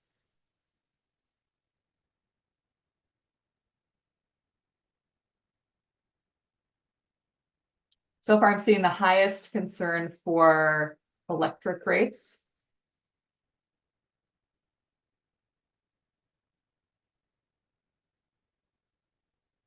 But it seems like a lot of these are at play. So that's good because it means that we've identified the right factors. It's pretty much a tie for all of the additional ones, maybe a slight edge to addition of cooling for the first time and building envelope. Okay, next slide, and you can end the poll. Our first factor is existing heating system technology and fuel. So if you're switching from electric resistance heat, otherwise known as electric baseboard heat, to a heat pump, that will tend to decrease your energy bill because you're going from an inefficient to an efficient technology. It will again tend to decrease your energy bills when switching from fuel oil or propane to a heat pump. Things get a little trickier when we consider switching from natural gas or fossil gas to a heat pump. When local electric rates are high, that will tend to increase energy bills because you're switching to an expensive energy source. When local electric rates are low, that will exert downward pressure on energy bills. When local natural gas rates are high, that will also exert downward pressure on energy bills because you're switching away from an expensive energy source. And when local natural gas rates are low, that will tend to increase energy bills because you're switching away from an inexpensive energy source.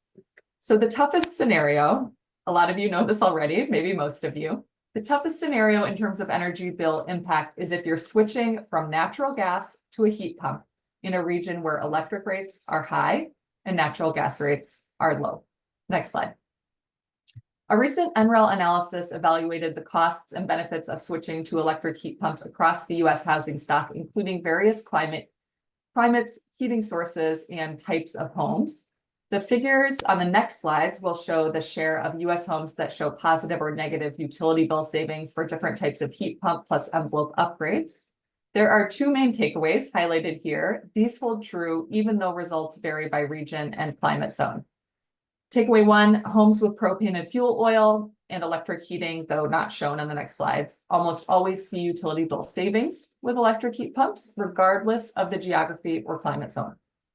Takeaway two, homes with gas are less likely to see utility bill savings with baseline heat pumps, but a greater share see savings with higher efficiency heat pumps, especially with envelope upgrades. Now let's dig in. This is an extremely cool visualization. Next slide. I first want to teach you how to read these graphs. It is going to be worth it.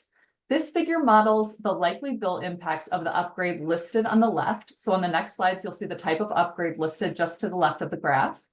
So what type of heat pump and with or without envelope upgrades? It shows the bill savings or increase that are likely to result from that hypothetical upgrade nationwide. Bill savings are in blue and higher bills are in red. Blue, good, red, bad. And specifically, this shows the percentage of homes likely to see bill savings versus bill increases.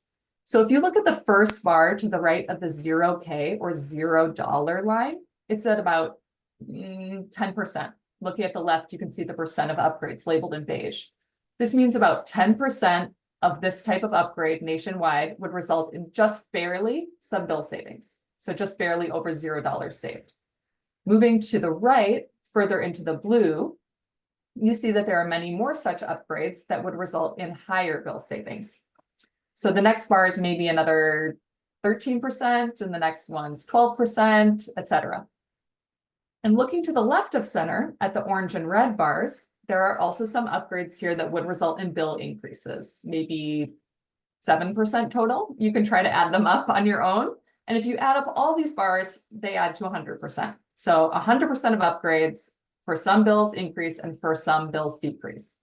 On the following slides, we'll explore how the initial heating fuel a home starts with and geography or climate impact these predictions. It's not random. Next slide. Now let's look at the actual graphs from the NREL report. The left-hand column shows all homes, regardless of the fuel type that they're starting with before they convert to heat pump. Then the middle column shows homes where the starting heating fuel is propane or fuel oil. And the right-hand column shows homes where the starting heating fuel is natural gas. They're all converting to heat pumps. Let's look at the middle column. The top graph shows nearly all homes in the blue section, which is bill savings. So we can say that nearly all homes heating with propane or fuel oil will see bill savings by switching to a minimum efficiency heat pump. Again, the type of upgrade is listed on the left, minimum efficiency heat pump for the top row. The lower rows are for medium efficiency and high efficiency heat pumps. As you can see for this middle top graph, the last few households in the red, which is bill increases, it's just that tiny tail. They flip to bill savings, blue, with higher efficiency heat pumps lower down. As we move down, we don't really see any households in the red in the bottom two graphs in the middle column. And a cool thing here is that the graph caps bill savings at $3,000 annually. So we see that tons of homes, over 20% with a high efficiency cold climate heat pump, will see over $3,000 in annual bill savings. That is that really tall dark blue column. In the right-hand column, we see projections for homes that were heating with natural gas before installing a heat pump. Here we see that most homes will see bill increases, red or orange, when switching to a minimum efficiency heat pump. That's the top right graph. In that graph, it looks like about 20% have just barely higher bills and about 25% have just barely lower bills. Those are the two highest columns hugging that $0 line. For the homes that were heating with natural gas, we see that the percentage of homes in the red with bill increases greatly decreases as we improve the efficiency of the heat pump that's installed. So with a high efficiency cold climate heat pump in the lower right, we see that the vast majority of homes are now in the blue section with bill savings, but we still see maybe 15 to 20% with bill increases. Next slide. Now let's talk about our next factor impacting whether bills will increase after electrification, building envelope. We'll use the same NREL study as before, but now these graphs have added in building envelope improvements such as insulation, air sealing, etc. Again, these are minimum, medium, and high efficiency heat pumps as labeled on the left with an envelope upgrade added to each package. Looking at the propane and fuel oil column in the middle, we see that now everybody is basically saving money on their bills. All the homes are in the blue, and we have more folks with off the chart bill savings in that tall blue column. For natural gas, we've had a lot of homes shift from bill increases to bill savings, so shifting from red to blue in each of the three graphs in the right-hand column. Jocelyn, could you please flip back to the previous slide and then back to this one, flipping back and forth 5 or 6 times so folks can see how the homes shift from red to blue? We can see that with envelope upgrades, there are many fewer homes that fall in the red area on the left side of the center line, and many more homes that fall in the blue area on the right side of the center line. In conclusion, a more efficient building envelope makes it more likely that you will see bill savings when switching to a heat pump. Next slide. Okay, let's do a comprehension check. Which of the following statements are true? And you can move the poll box to the side if you need to be able to see the slide.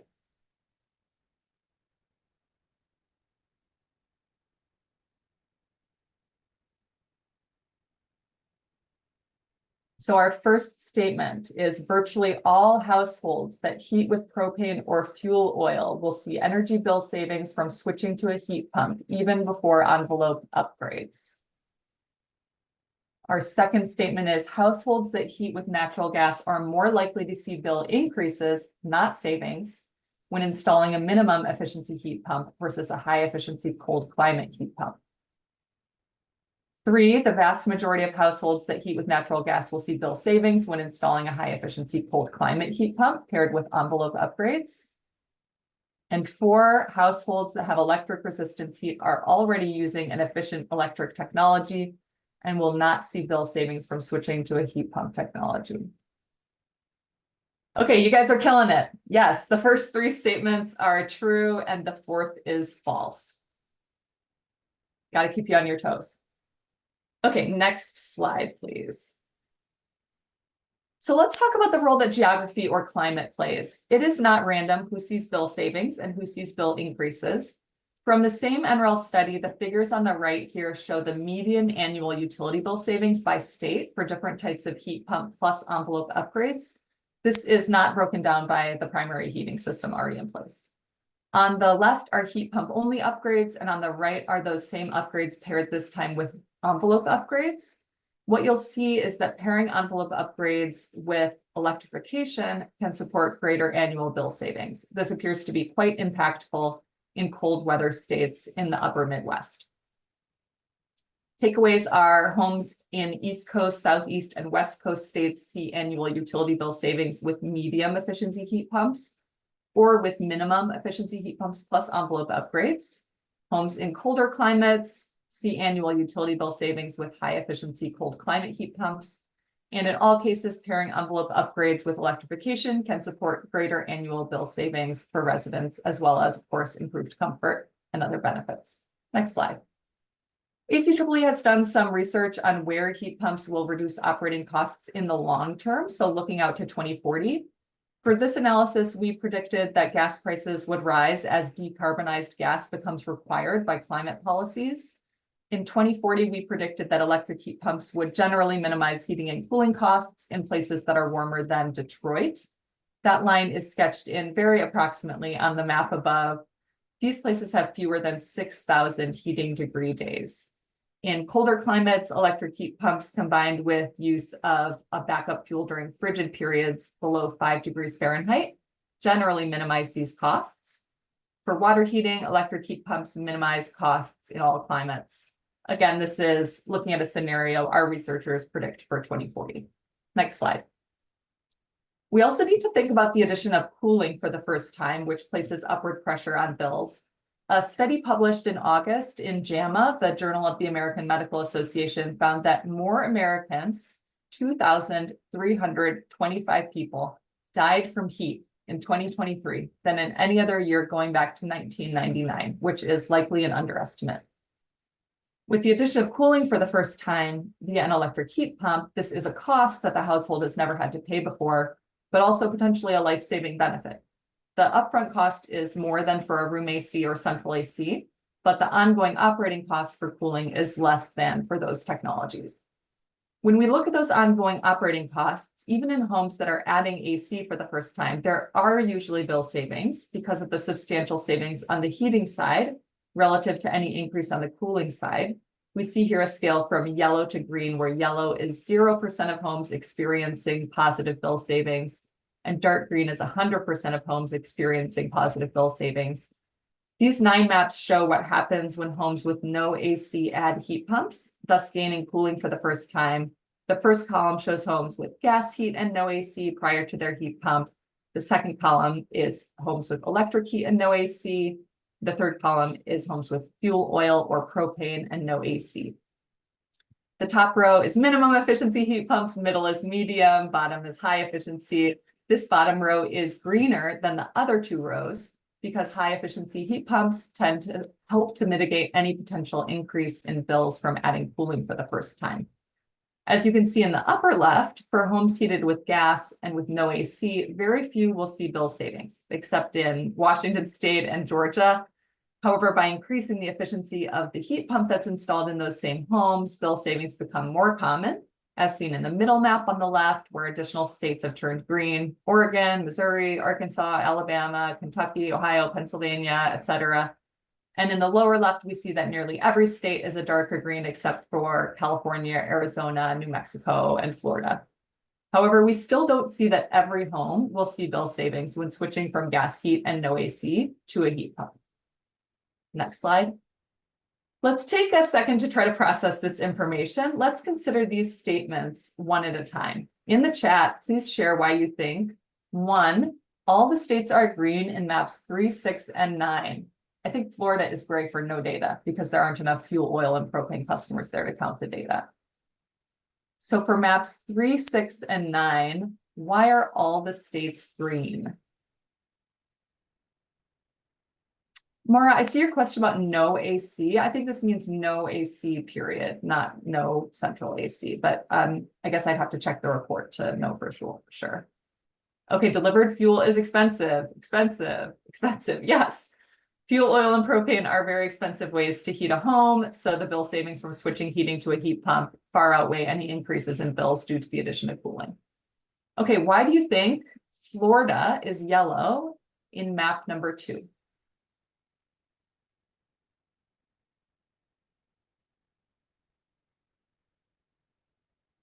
Florida is very hot, high cooling costs. They need a lot of AC. Electric resistance homes. So buildings in Florida have high cooling needs and low heating needs. So bill savings during the heating season are generally outweighed by the addition of cooling for the first time in the cooling season, which is not necessarily a reason not to install a heat pump in a home without AC, as there are health and heat resilience benefits from gaining access to cooling. Why do you think Minnesota is green in map number 7, but not in maps number 1 and number 4?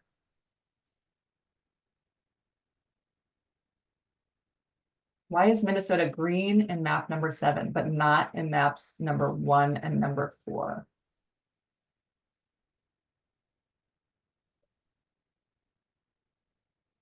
Okay, people got shy, or maybe this is a tough one. Minnesota has a colder climate, so minimum efficiency and medium efficiency heat pumps are not a good solution for heating buildings. At the same time, it does have hot, though not very hot summers. There may be additional drivers for this, such as a high penetration of homes heating with natural gas or the relative gas and electricity prices. Last one, why do you think Washington is green in map number 1?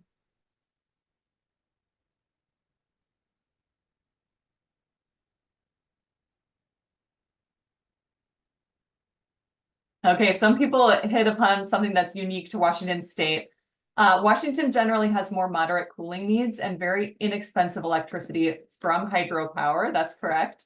So the bill savings from heating outweigh the addition of cooling. I will note that Washington is green, but if you can read the number, only about 56% of homes here are seeing bill savings. That does increase to 92% with a high efficiency cold climate heat pump. Next slide. Our last factor is a change in responsibility for bill payment. Electrification of a gas heated property will shift costs from the gas bill to the electric bill. If a rental property owner pays the gas bill and a renter pays the electric bill, then costs previously covered by the rental property owner will shift to the renter. This could be mitigated by transferring the electric bill to the rental property owner or by reducing the renter's monthly rent. But these are certainly not common practices, and I would love to hear in the comments if anyone knows of places where this is happening. Next, we're going to hear from Jim about some example retrofits. Jim? Thank you, Annika.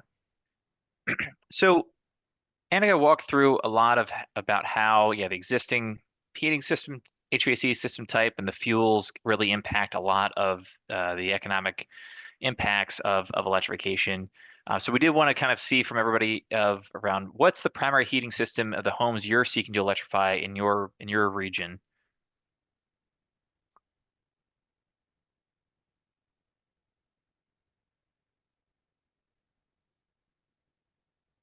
And I suppose if anyone's saying other, if you wouldn't mind adding to the chat, we're curious to see. But a lot of gas and propane and oil. I suppose people can respond multiple. It's throwing this off a little bit. But also some electric resistance as well. Wood heat, yes. That is certainly in certain regions much more prevalent than others.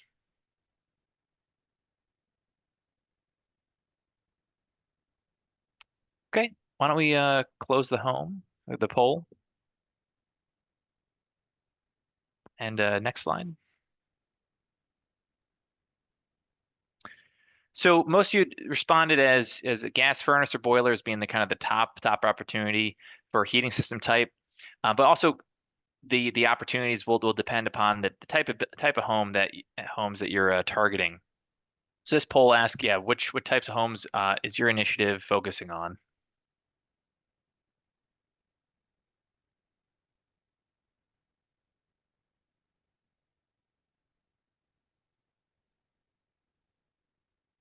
And single family homes are the top respondent. with 2 to 4 family multifamily buildings, a little bit ahead of 5 or more, multifamily buildings with 5 or more units. And then there also is a subset that is also looking at manufactured housing, which does have its own set of challenges, but and kind of resource sets that are applicable for that building type. Great. Well, it's a good mix here. If we go to the next slide. So on the next couple slides, we wanted to kind of try to bring this all together around what does electrification examples look like in different regions and situations. So these are kind of illustrative things that are made up, but can be useful in trying to tie together the different factors that have been discussed today. So the first one is a 1970s vintage single family home in the Pacific Northwest with gas. And so yeah, existing gas furnace, pretty good envelope. And so the electrification upgrade here could be centrally ducted, but could be a ductless mini split in individual zones or multi-split serving multiple zones. But the key thing here is that, yeah, the existing home did not have air conditioning. So what do we think is going to happen here? So in this case, we think that the annual utility cost might decrease or remain the same in the winter months. It would increase in the summer months, but as Annika discussed, is kind of heat risk and kind of more significant and longer duration heat wave events are becoming more prevalent with climate change. And so, yeah, that now this home with the air conditioning has more climate adaptability. So in the conversation for this upgrade, it'd be important to recognize that, yeah, might have a higher summer cooling bill than they historically had. Go next slide. So in this example, we've got a 1950s single family home in the upper Midwest that uses propane gas furnace today.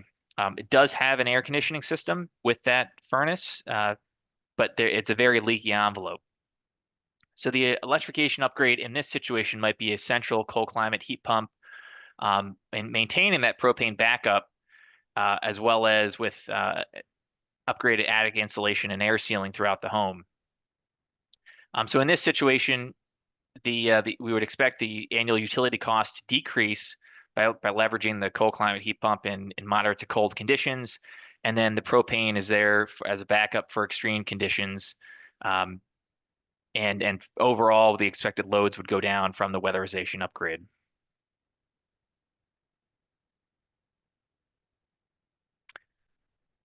In our third example, we've got a larger multifamily rental property in the Northeast that's using a central oil-fueled boiler with steam radiators in each apartment. And then this building does have in-unit air conditioning from window air conditioners or PTACs located within a wall sleeve.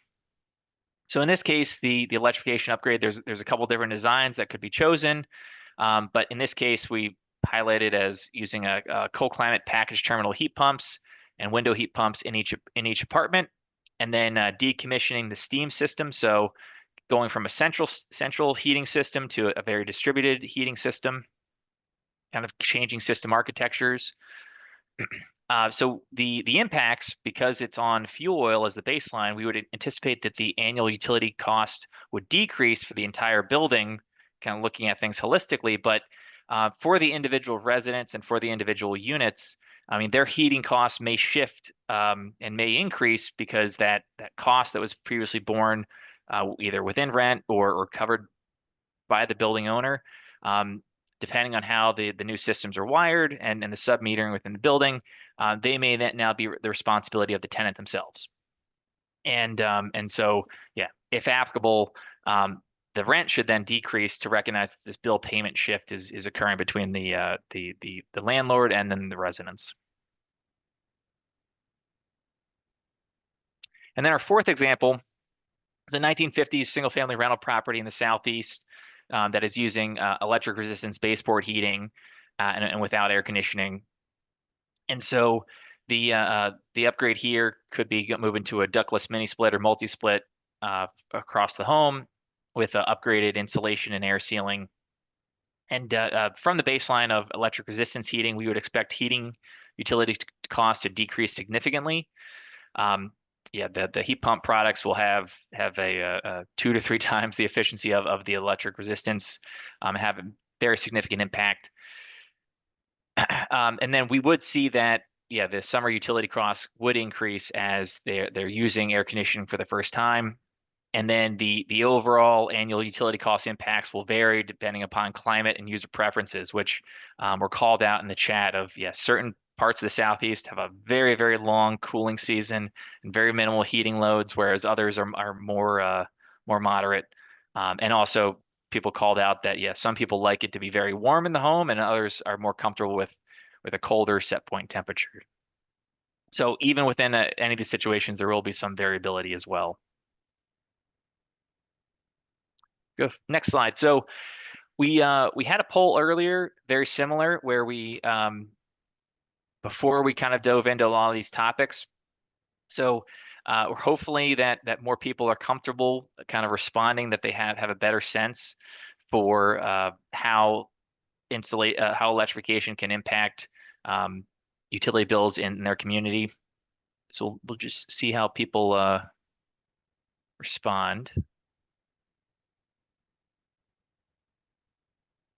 And I suppose the good news is that number 4 of I'm not sure is very, very low. And similarly, we've got more people shifting towards either it depends or yes, it generally does than what we had previously. So appreciate Annika and others for helping to educate everyone today.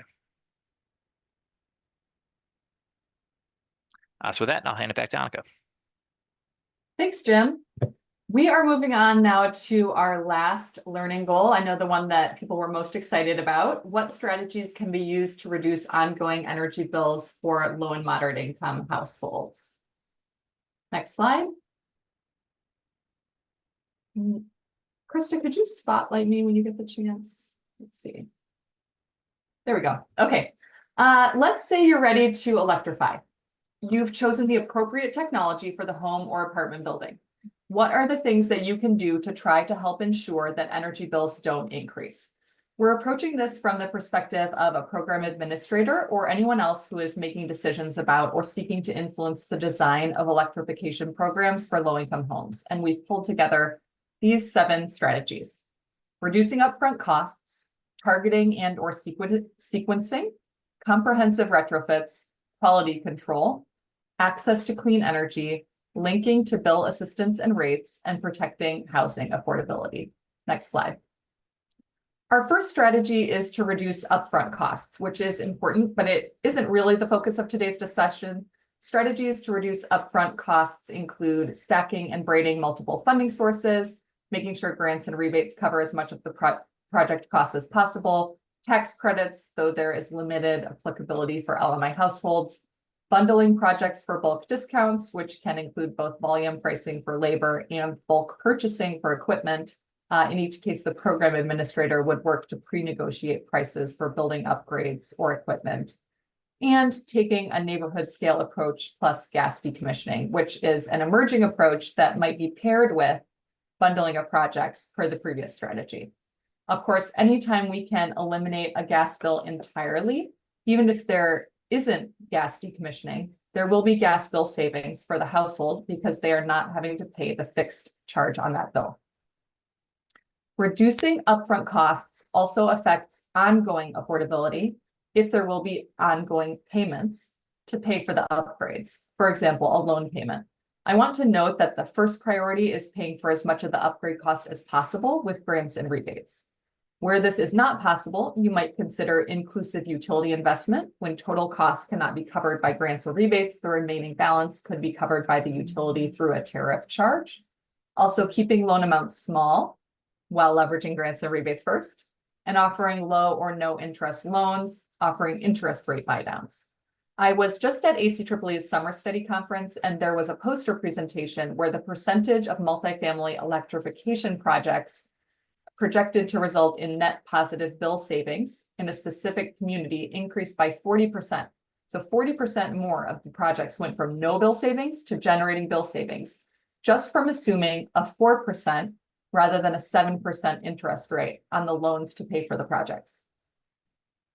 In the chat, we're also really interested in where you're seeing some of these emerging strategies, such as bundling projects and taking a neighborhood scale approach. So if you want to share more about those, please let us know in the chat. On the following slide, we'll share a couple examples. If you have additional examples, please let everyone know about those in the chat as well. Next slide.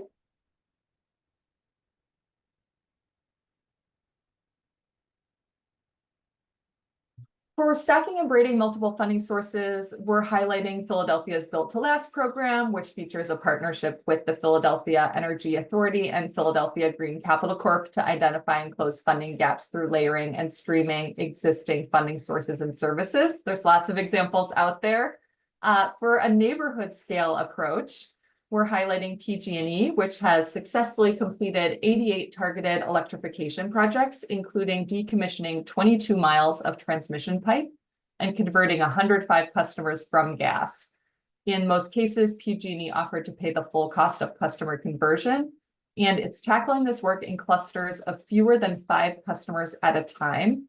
It is challenging to get larger groups of customers to agree at once to do gas decommissioning.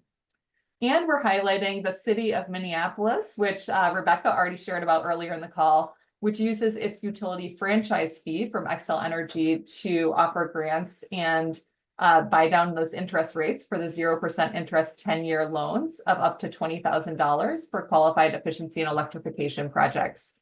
The grant size, as opposed to the loan, is based on cost, income, and neighborhood location, covering anywhere from 10% to 70% of eligible project costs up to certain dollar limits.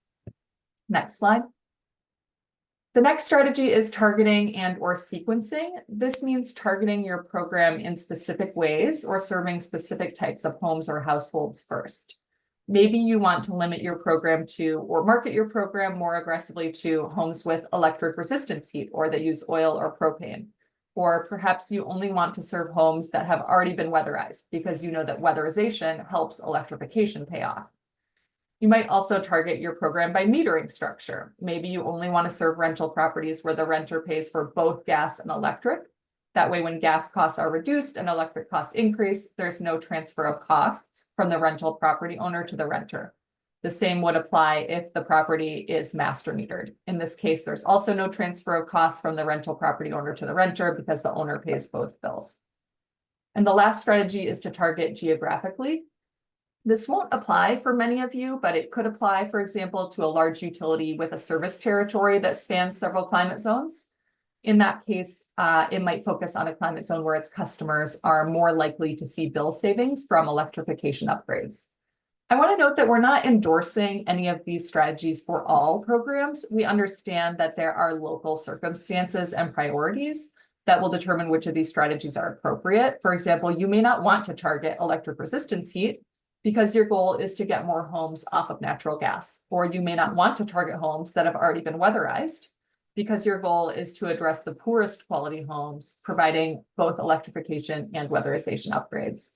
And we know that ultimately, we need to electrify every home. Next slide. We have some examples here of targeting by fuel source. First, for several years, New York State Clean Heat prioritized the highest cost propane and oil customers for access to efficient cold climate heat pumps. The program provides higher incentives for full versus partial electrification and enhanced incentives for disadvantaged communities. I was actually trying to re-verify for this presentation whether this is still how they prioritize customers. If you know, or if you know examples of other programs doing this or similar targeting, please drop them in the chat. Also, in New England, several states specifically exclude households using gas for heating from their low-income heat pump rebate programs. Though in Massachusetts, National Grid allows exceptions if a household acknowledges its energy burden might increase. You can read more about the drawbacks of this approach titled in Mark Creswick's excellent ACEEE blog on this topic titled Heat Pump Programs Can't Keep Leaving Low-Income Households Behind. Next slide. Okay, our third strategy is comprehensive retrofits, which includes weatherization, timing weatherization first, and installing other energy efficiency measures. To quote from a June 2023 ACEEE blog post, which you can access if you'd like, the links to the sources for these statistics. Quote, better insulated buildings reduce utility bills. A well-insulated building can use a less powerful, lower capacity heat pump, which costs less to purchase and operate. Part of these savings result from tighter envelopes, reducing the energy required to keep a building at a comfortable temperature. The average residential customer who weatherizes while electrifying can expect to save between $150 and $1,200 per year, with most households saving between $500 and $800 per year compared to one who electrifies alone. Larger savings are realized in colder climates and by virtue of deeper efficiency measures. Next slide. Here we have an example of timing weatherization first. Mass Save's residential electrification program helps households prepare for new electric heat pumps by first increasing the home's efficiency through weatherization, followed by the installation of the heat pump. Next slide. Our next strategy is quality control. One aspect is contractor education and engagement to ensure that contractors working with a program know what a quality installation should look like, including specifying the correct equipment and the correct size, and specifying a backup system in cold climates that is compatible with the household's price sensitivity. For example, at extremely cold temperatures, heat pumps can be a very costly way to heat a home, in which case retaining a gas furnace or boiler, for example, could be a decision that minimizes ongoing energy costs. Contractors need to know their local context and how to guide households in making this decision. Similarly, programs should consider training contractors in and/or requiring post-retrofit commissioning in certain instances. This would include checking the heat pump for proper function and settings immediately after installation. An important step is setting the correct crossover temperature for backup heat, if that applies, since this has implications for energy costs, taking into account the relative prices of heating via the backup system versus the heat pump at very cold temperatures. Programs should also set clear standards and inspect for weatherization quality. And the final sub-strategy here is post-retrofit operations and maintenance training for homeowners and rental property managers to ensure that the heat pump continues to operate optimally, the correct settings are maintained, and issues are flagged in a timely manner. Next slide. Just a little bit more about quality control, where to look if you need a place to start. State and local jurisdictions usually have licensing, training, and certification requirements for HVAC and other building professionals. Utility and government incentive programs often have their own quality control requirements, including training, post-install inspections, and documentation submittals, and often maintain qualified contractor lists. And the DOE Energy Skilled Recognition designates high-quality programs that equip contractors to evaluate buildings and conduct installations. The available job families are heat pumps, heat pump water heaters, and energy assessment. Next slide. In Minnesota, there's the Minnesota Air Source Heat Pump Collaborative. Staff in the Minnesota Air Source Heat Pump Collaborative Preferred Contractor Network listings are sales staff who help customers select and size equipment. In order to be listed, they must complete required training from the collaborative, demonstrate quality installation of a centrally ducted air source heat pump with a one-time virtual site verification, and maintain responsiveness and complete a renewal site verification every other year. Several of the state's utilities have collaborated to fund this project, and it's implemented by Center for Energy and Environment. That's Rebecca's organization. Next slide. Our fifth strategy is access to clean energy, which includes rooftop solar, community solar, and other renewables, all of which can lower energy costs for LMI households or properties. Do you know of LMI programs doing a good job integrating clean energy? Please tell us in the chat. In terms of, next slide, in terms of rooftop solar, a Berkeley Lab study published in June 2024 found that, quote, rooftop solar reduced median energy burden for low-income households from 7.7 to 6.2%, a median savings of $660 annually, while the median energy burden fell from 4.1 to 3.3%, $674 for moderate income households. In terms of community solar, I've included a little DOE graphic here showing how community solar subscribers pay for a share of electricity generated off-site and can then sell this power to their local utility. Next slide. One example of a program integrating access to clean energy is the DC Sustainable Energy Utilities Affordable Home Electrification Program, which offers no-cost electrification retrofits for qualifying low-income owner-occupied and renter-occupied homes. To offset any potential utility bill increases, all households participating in the program must also participate in DCSU's Solar for All Community Solar or Single-Family Rooftop Solar program. Next slide. Our sixth strategy is linking to bill assistance and rates. As a general practice, energy efficiency programs serving households with low and moderate incomes should be taking an active role in ensuring participants are enrolling in bill assistance and arrearage management programs, as well as income-based or low-income rates as available and applicable. For electrification programs, there may also be a local option for rate plans that are especially designed for or more favorable to homes with electric heating systems. Next slide. A little more detail, there are both federally sponsored as well as local programs to provide assistance paying bills. Next slide. Local utility bill assistance may also include, sorry. I want the slide with the blue bar across the top that says assistance paying bills. There it is. Okay, perfect. Local utility bill assistance may also include balanced billing or equal billings throughout the year to manage bill impacts. In terms of rates, there are low-income specific rates, percentage of income payment plans, as well as net metering for solar customers, and electric heating or electrification specific rates. These vary widely in terms of their local availability, so you will need to check probably with your local utility. Next slide. An example of an income-based rate is Colorado's percentage of income payment program, where electricity costs are capped at 6% of income for income-eligible households heating with electricity. If the heating source is gas, then costs are capped at 3% each for gas and electric. An example on the bill assistance side is the Nevada Fund for Energy Assistance, which provides qualified low-income households with an annual credit that is sized to lower their energy burdens to the median energy burden for all households statewide, which is typically less than 3%. Next slide. I have two more examples. Central Maine Power gives customers with air source heat pumps access to a seasonal heat pump rate with a lower per kilowatt hour rate in the winter and a higher per kilowatt hour rate in the summer. These rates can reduce a household's annual electric bills by 10 to 20%. And PG&E offers an electric home e-elect rate plan, a time of use rate available to customers with electric vehicle charging, battery storage, heat pump water heating, or an electric heat pump for HVAC. It includes a $15 fixed charge, which is higher than the fixed charge for other plans, and thus lowers the per kilowatt hour charge compared to other rate plans. Next slide.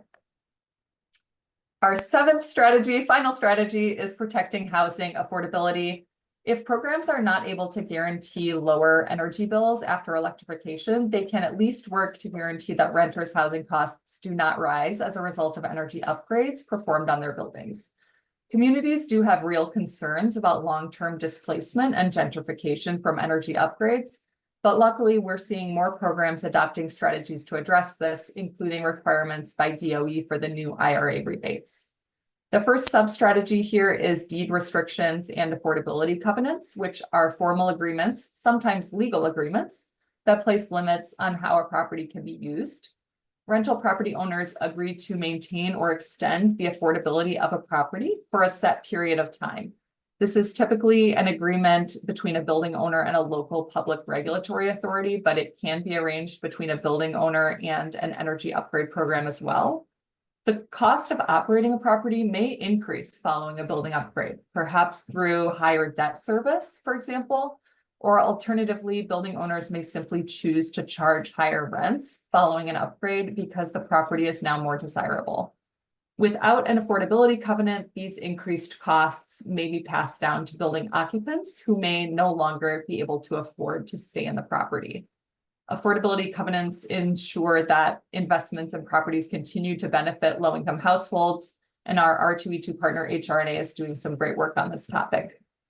Our second sub-strategy, loan forgiveness, paired with required reporting, can be a type of enforcement mechanism for an affordability covenant. If affordability conditions are not met, the loan comes due. I'll review an example of this. Our third sub-strategy is to require rental property owner commitments to not let gas heating costs borne by the owner convert to electric heating costs borne by the renter.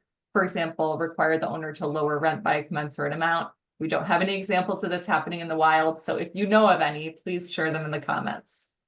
Next slide. Our first example is DOE's Home Energy Rebates Program, which requires affordability protections for at least 2 years following the receipt of the rebate. If the property is sold within 2 years, the conditions apply to the new owner and must be part of the purchase agreement. Next slide.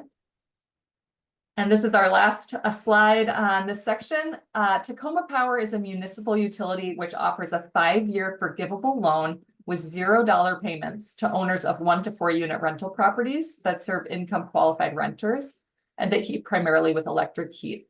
If the owner fails to submit annual reports showing that the annual rent increases are less than 6%, the loan comes due. Otherwise, it's forgiven. And the Philadelphia Housing Development Corporation has a rental improvement fund with a 10-year loan that is forgiven in 20% increments annually starting in year 6, so long as rents remain affordable to households at 60% of area median income. Next slide. Okay, those were our strategies. Just a little bit about tools and resources before we go to our Q&A. Energy modeling is going to give you the most precise information. I'm not going to go into it here, but just know that there are local professionals who can help you with energy modeling. Yeah, next slide. Sorry. And now the next slide after that. Here, I'm just linking to that great analysis we dug into earlier with all the blue and red charts. The links are here so that you can dig in on your own. Next slide. And here's one we haven't discussed yet. This tool from RMI models how potential upgrades will impact utility bills, including comparison of alternatives. It's targeted to home contractors, home energy advisors, and residential decarbonization analysts. So while it's user-friendly, it does assume some level of professional training. Next up, though, EPA is going to walk us through their forthcoming heat pump energy bill savings calculator, which will be even more user-friendly and which I have the feeling you're going to be very excited to take a look at. Next slide. I'll turn things over to Dan Lawler from EPA. Thanks, Annika. Good afternoon, everyone. As noted previously, my name is Dan Lawler. I'm with the Energy Star program at EPA. One of my key roles at the program is on the HVAC side, and in particular on the heat pump side, doing a lot of work with utilities and manufacturers and other stakeholders to help raise awareness around Energy Star certified HVAC equipment, and again, with a particular focus on heat pumps. This is also something that we're trying to push heavily on the consumer side, and so we develop tools and resources like product finders and web content and fact sheets and do promotional campaigns to help folks understand the potential benefits of heat pumps. But one thing that we didn't have was a relatively easy way for consumers to understand the potential benefits of a heat pump replacing their existing equipment in their home. So next slide. So what we wanted to do was create a relatively simple, easy to use savings estimator, using those words very carefully, that is consumer friendly, applicable to all areas of the country, leverages the Energy Star brand recognition, right? We're driving a lot of traffic to our website and to our content through our promotional and marketing activities. We get a lot of visitors on a regular basis. And we've also heard from our stakeholders that a tool like this, kind of backed by EPA, backed by Energy Star, is potentially very valuable in the market. And we also wanted to make sure it was easy to use and really balance simplicity with accuracy, right? It's not helpful if it's a very simple tool that doesn't give you very accurate results. So next slide, I'll talk a little bit about how we try to balance those two things. So here you're looking at the methodology of how we built out this tool. And I apologize. I'm going to have to go through fairly quickly here and explain, but happy to answer any questions in Q&A or set up some additional conversations as well. But essentially, we're asking the user to enter in some particular inputs based on things like the age of their home, the square footage of their home. And then we also have a couple of additional inputs available to help tailor the model. And I'll go into those in a little bit more detail on a future slide. But again, we're trying to keep it relatively simple and easy for the user to use the tool, while also allowing them to tailor it if they would like to, and if they have the information to help tailor that tool. So that's what we're asking of the user as they first come into the tool. And then basically based on that information, we're leveraging the ResDoc framework, as has been discussed a couple of times. And the user inputs that were provided in kind of the first step of the tool are mapped essentially to a database of simulation results of building models across multiple climate zones, 15 different climate zones, and we mapped out over 35,000 different building models, right? So essentially we can identify, let's say, a 1,500 square foot home built in 1970 in climate zone 5 with a natural gas furnace and a central AC system. We can understand what that baseline energy consumption looks like, and then model what a heat pump replacement would do to the energy and potential bill savings for that homeowner. And then real quick on the platform side, this is currently being built out as an Excel-based savings estimator. And we've got kind of guides and README and a lot of additional information, again, if the user so chooses and would like to gather and evaluate additional information. Hopefully also makes it easier with that user guide for them to understand what information is required from them. And then going forward, we do anticipate being able to make this an HTML-based calculator. Again, trying to remove as many barriers to the usability of this calculator as possible. So next slide. And on that next slide, what you can see is basically, and I know this is a little bit tough to read, so I apologize for that. I tried to do a quick snapshot of what kind of the entry point looks like for a user here. But you can see some of those inputs that I mentioned previously, the square footage, the vintage of the home, the zip code is the way that we can identify the location of the home. We've got that tied to the different climate zones, so the user doesn't have to know their climate zone. We're just looking for their zip code. And then essentially we're just looking for the existing equipment in their home. What are they using for heating? What are they using for cooling? And what are they using for water heating as well? And that's the information that's required by the user, basically. After that, and again, I'll get to this, I believe it's just on the next slide, we've got some additional inputs that the user doesn't have to input, but they can if they'd like to help tailor the model. Next slide. So here, what you're looking at is, let's say a user has entered in some of that data that we just talked about. Here are the results that they would see. And as you can see here, obviously, we're focused on the energy and utility bill comparisons. We do not have greenhouse gas comparisons in the calculator yet. That is one of the next steps that we're going to work on in the near future. But based on some of the research and conversations that we had with stakeholders and some consumer focus group work that we did, these were kind of the two key factors that we heard were most important in terms of understanding potential benefits of a heat pump replacement in a home. The other key factor I want to mention here is that we're not just showing one heat pump. We are showing kind of from a couple different, four different perspectives, basically from the kind of base tier of Energy Star to Energy Star cold climate to Energy Star most efficient to Energy Star most efficient cold climate. And very much purposefully doing this, one, because we don't want to show one specific value. We think providing a range is more useful for that consumer. So we're not being we're not giving off the air of being too accurate when, again, this is based on modeling results. And we also want the user to understand the potential benefits of, let's say, moving from a base tier to a cold climate system as well. So that's why you can see we've got kind of multiple scenarios for the user to evaluate as they see the results from their inputs that we looked at on the previous slide. Next slide. So as I mentioned previously, we've got a couple of additional user entry points. We have a utility bill calibration process, as well as a bill calibration process.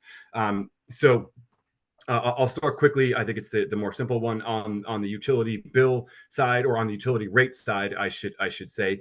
If the user wants to add in their own utility rates from their utility bill, they have the ability to do that. Our current calculator takes basically an average across states to assume what the potential utility bill savings looks like. We also have the ability for the user to normalize the consumption values in their home as well. So you can see we've got fields there for them to input things like their highest monthly consumption values across kind of multiple periods of time in the home.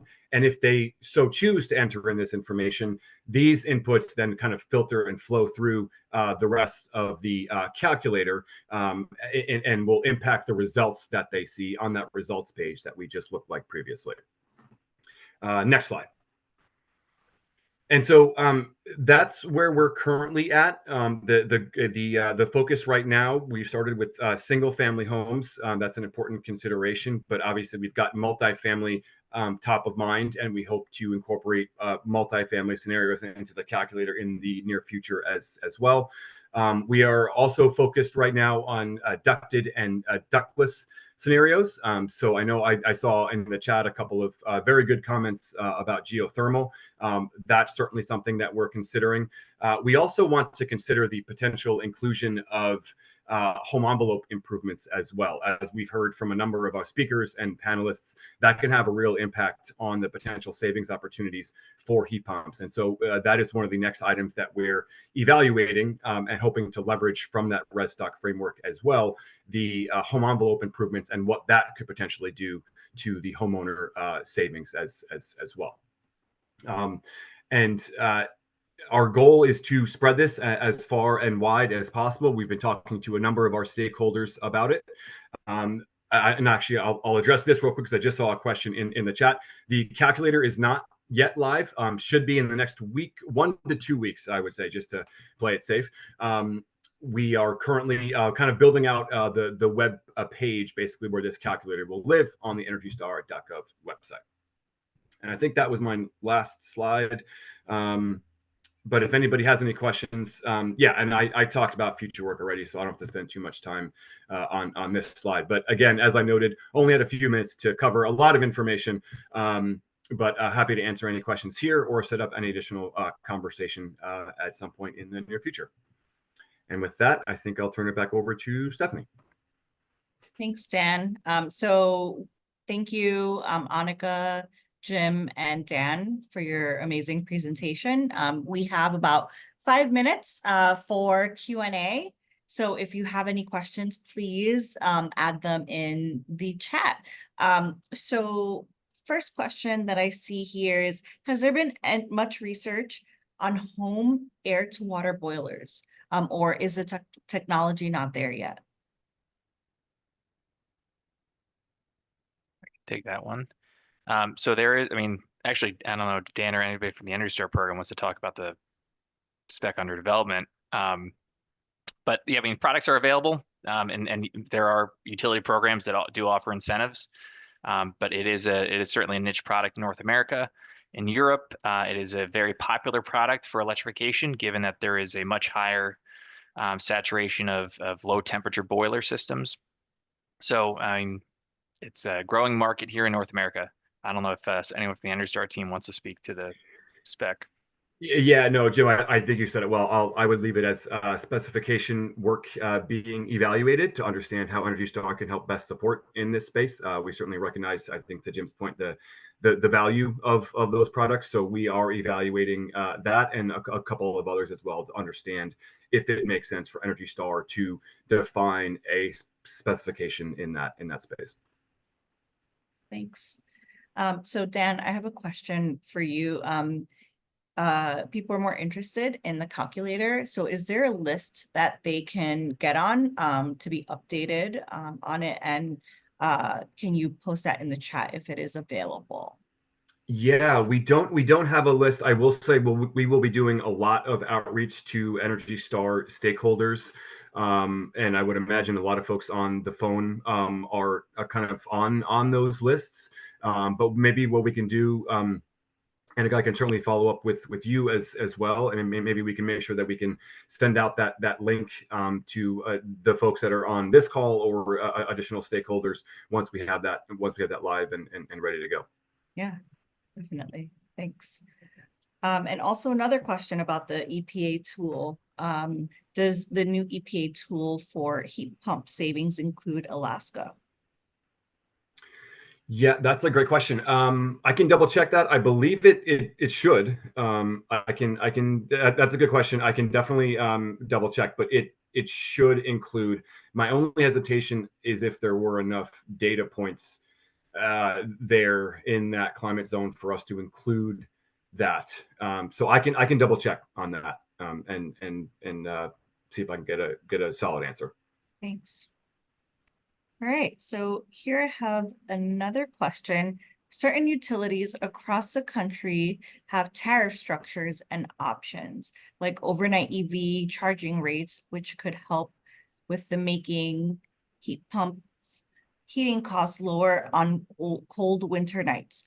Are there any plans to provide information targeted to people in those areas where electrification could be even more economical than when considering flat rates?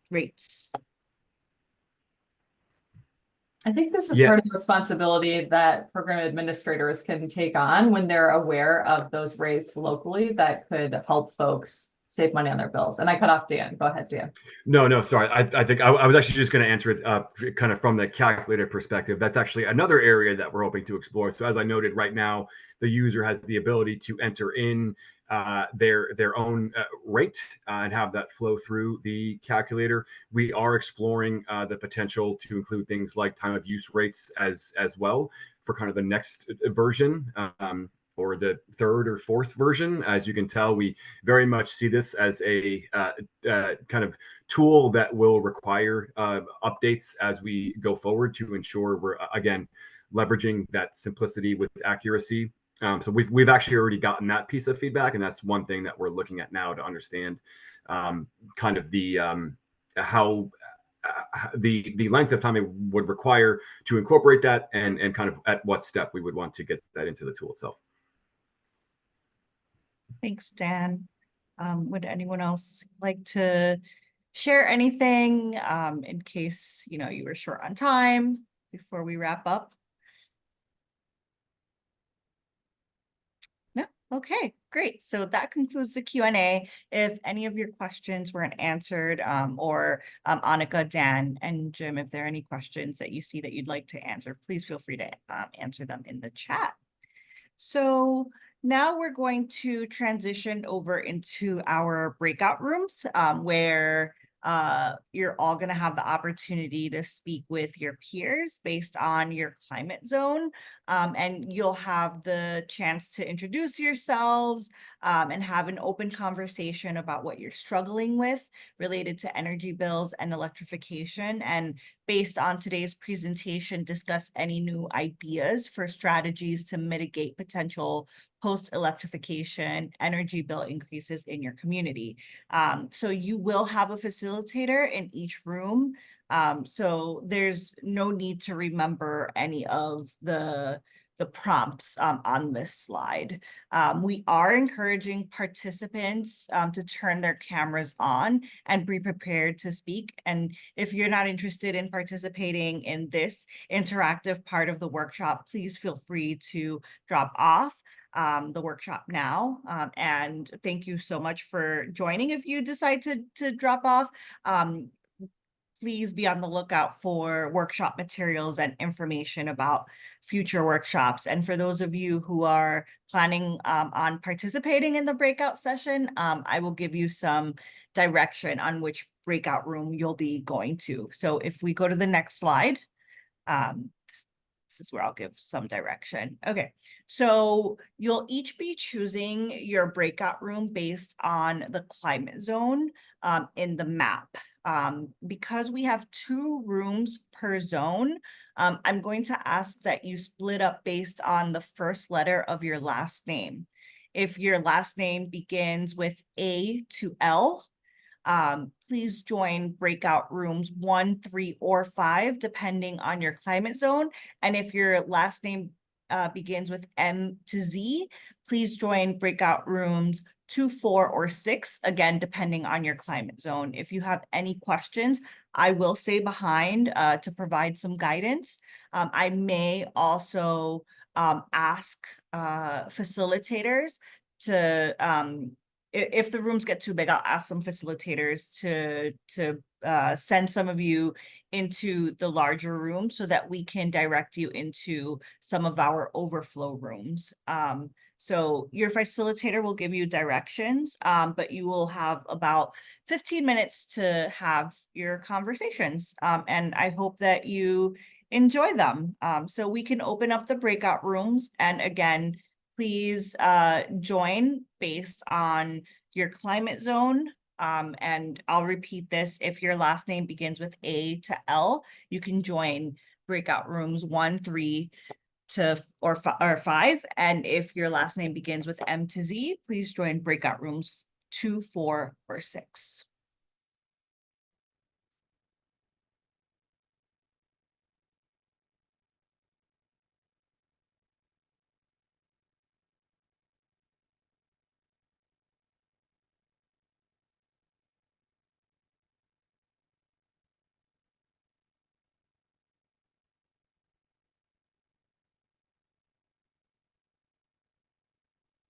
Please feel free to unmute yourself if you have any questions, or if you're unable to mute yourself, you can add your questions in the chat and I can give you some more direction on how to get into the breakout rooms.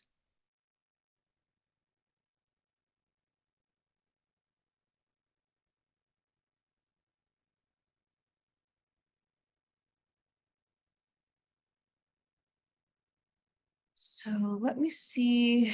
Krista, are you able to show the or Jocelyn? I don't know if Jocelyn is in a room. Are you able to show the presentation again? Jocelyn is in overflow room 2. Okay, so that's why we don't have the let me see if I can find my see if I can find the presentation just to show the map.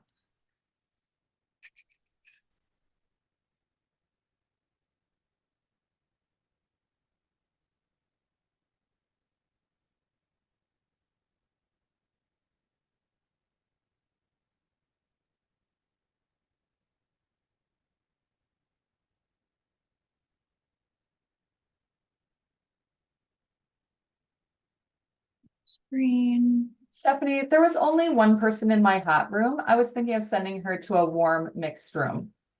That's fine. Okay, I'll go back and I will ask her. Okay. Let's see. I'm just trying to share my screen so that people can see the different climate zones.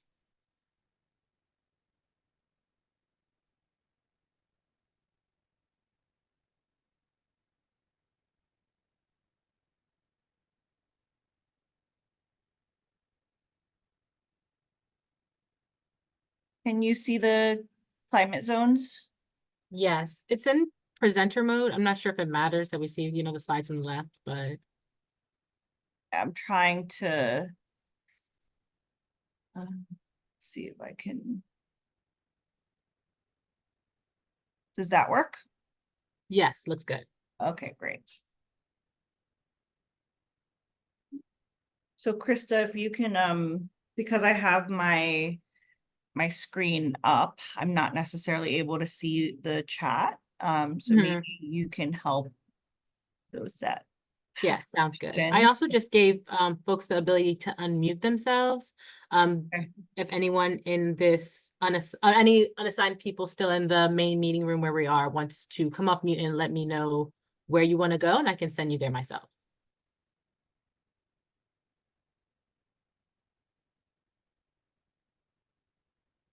Haven't opened the chat in a while. It's 312 unread messages.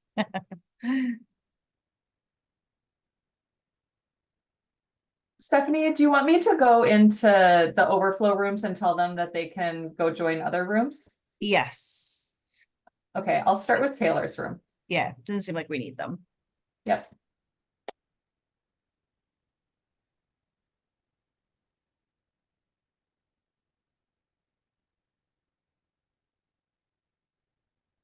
And those who are in this room may not be interested in joining a breakout room, and that's okay.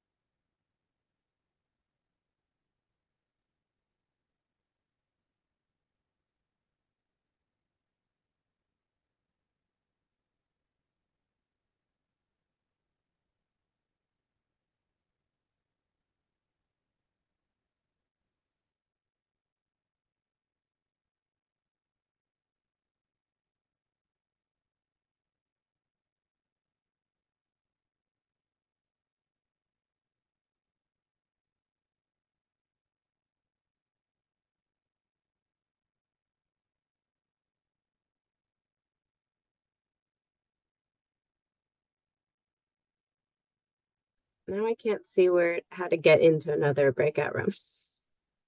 Oh, here it is. Okay. Looks like Carolyn's by herself as well. Yeah, There's I no came back very hot. in. I came back in here because nobody's joining. Really hot.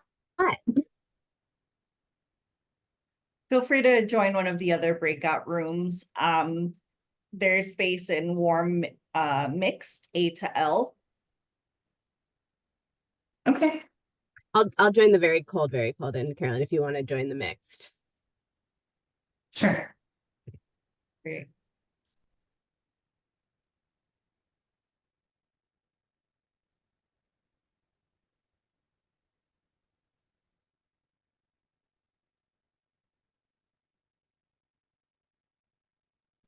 And Stephanie, are we still gonna close the breakout rooms at 4?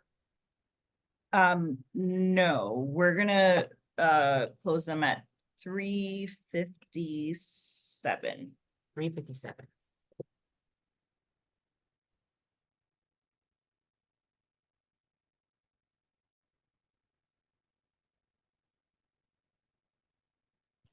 I saw that there was no one in overflow too, so I just wanted to confirm that it wasn't needed. Not needed. Okay. Yep. Jocelyn, I just went in there to tell you that you didn't have to stay in there, but then no one was in there. Oh, yeah, I just came back. I was like, I'm gonna wait and just see. And I was like, okay, I think no one's gonna come. But That's these okay. rooms are like split perfectly. 10, 10, Yeah. 11. Oh, perfect. Look at Oh my that. God. It's See, amazing. exactly Chef's what kiss. we wanted. No notes. Okay, so we have 41 people actually in breakouts. And we have some that have stayed back and are in here with us. Yeah, if folks basically, has anyone talked to you, Stephanie, or they're just No. Okay. No. Okay, that's fine. And Jocelyn, is this you sharing? Yep. Okay, yeah, great, Yeah, I figured just in case somebody came back. amazing.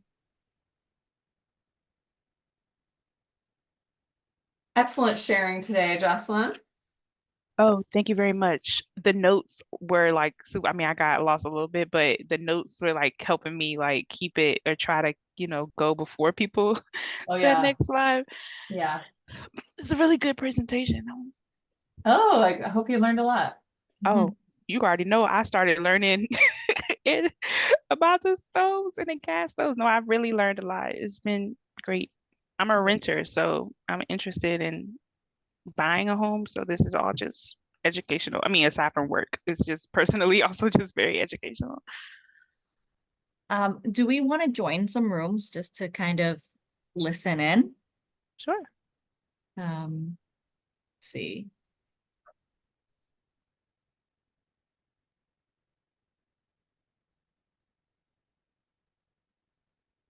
Feel free to jump into whatever room speaks to you. I don't want them to feel like they have to let me introduce myself.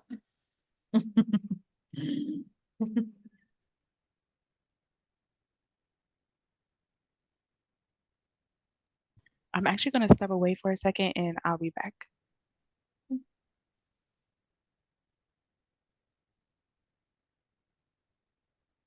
I will go into cool, cold, very cold. Which one? M to Z. See you soon. And Krista, 357. Do you want her to close them then with a 1-minute warning or at Yeah, 56? so 1 minute warning at 356 and close them at 357. And I'll probably send out a like 3 minutes left and Okay. next minute just to give Great. people the heads up. See you soon. There's already like 3 minutes left, so maybe we'll send out a 2-minute left one. Okay.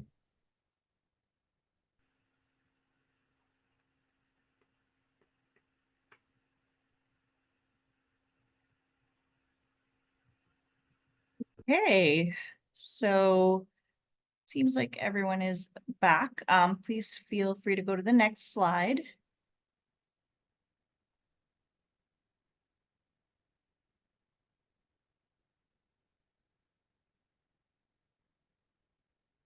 All right, so I hope that you made some good connections and with your fellow workshop attendees and we're able to uncover some commonalities in the challenges you're facing.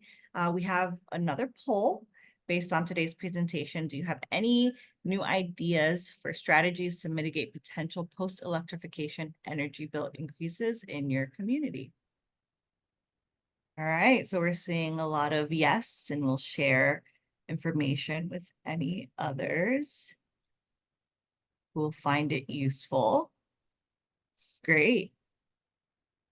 Some maybes. And some people already knew this information. That's also great to hear. Okay, so we can stop the poll.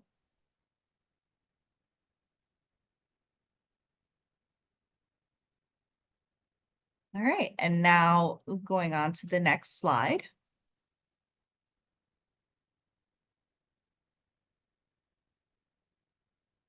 Sorry, I'm having some issues with the slides.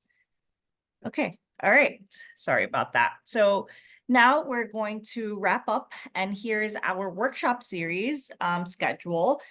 We have an upcoming workshop on October 30th, which will address health and safety roadblocks, and we have a workshop we're scheduling for early 2025 that will address stacking and braiding with the Inflation Reduction Act Fund.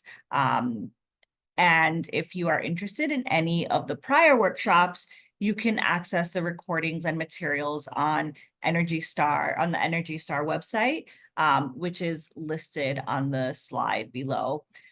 Next slide. And I just want to end by saying thank you so much for attending today's workshop, asking such great questions and participating in the breakout rooms. You will be directed to a survey for you to provide your feedback regarding this workshop and share your ideas about future workshops. But I hope that you gained something from this workshop and really enjoyed your time hearing from our amazing experts. I hope you have a great day, and I hope to see you in future workshops. Thanks.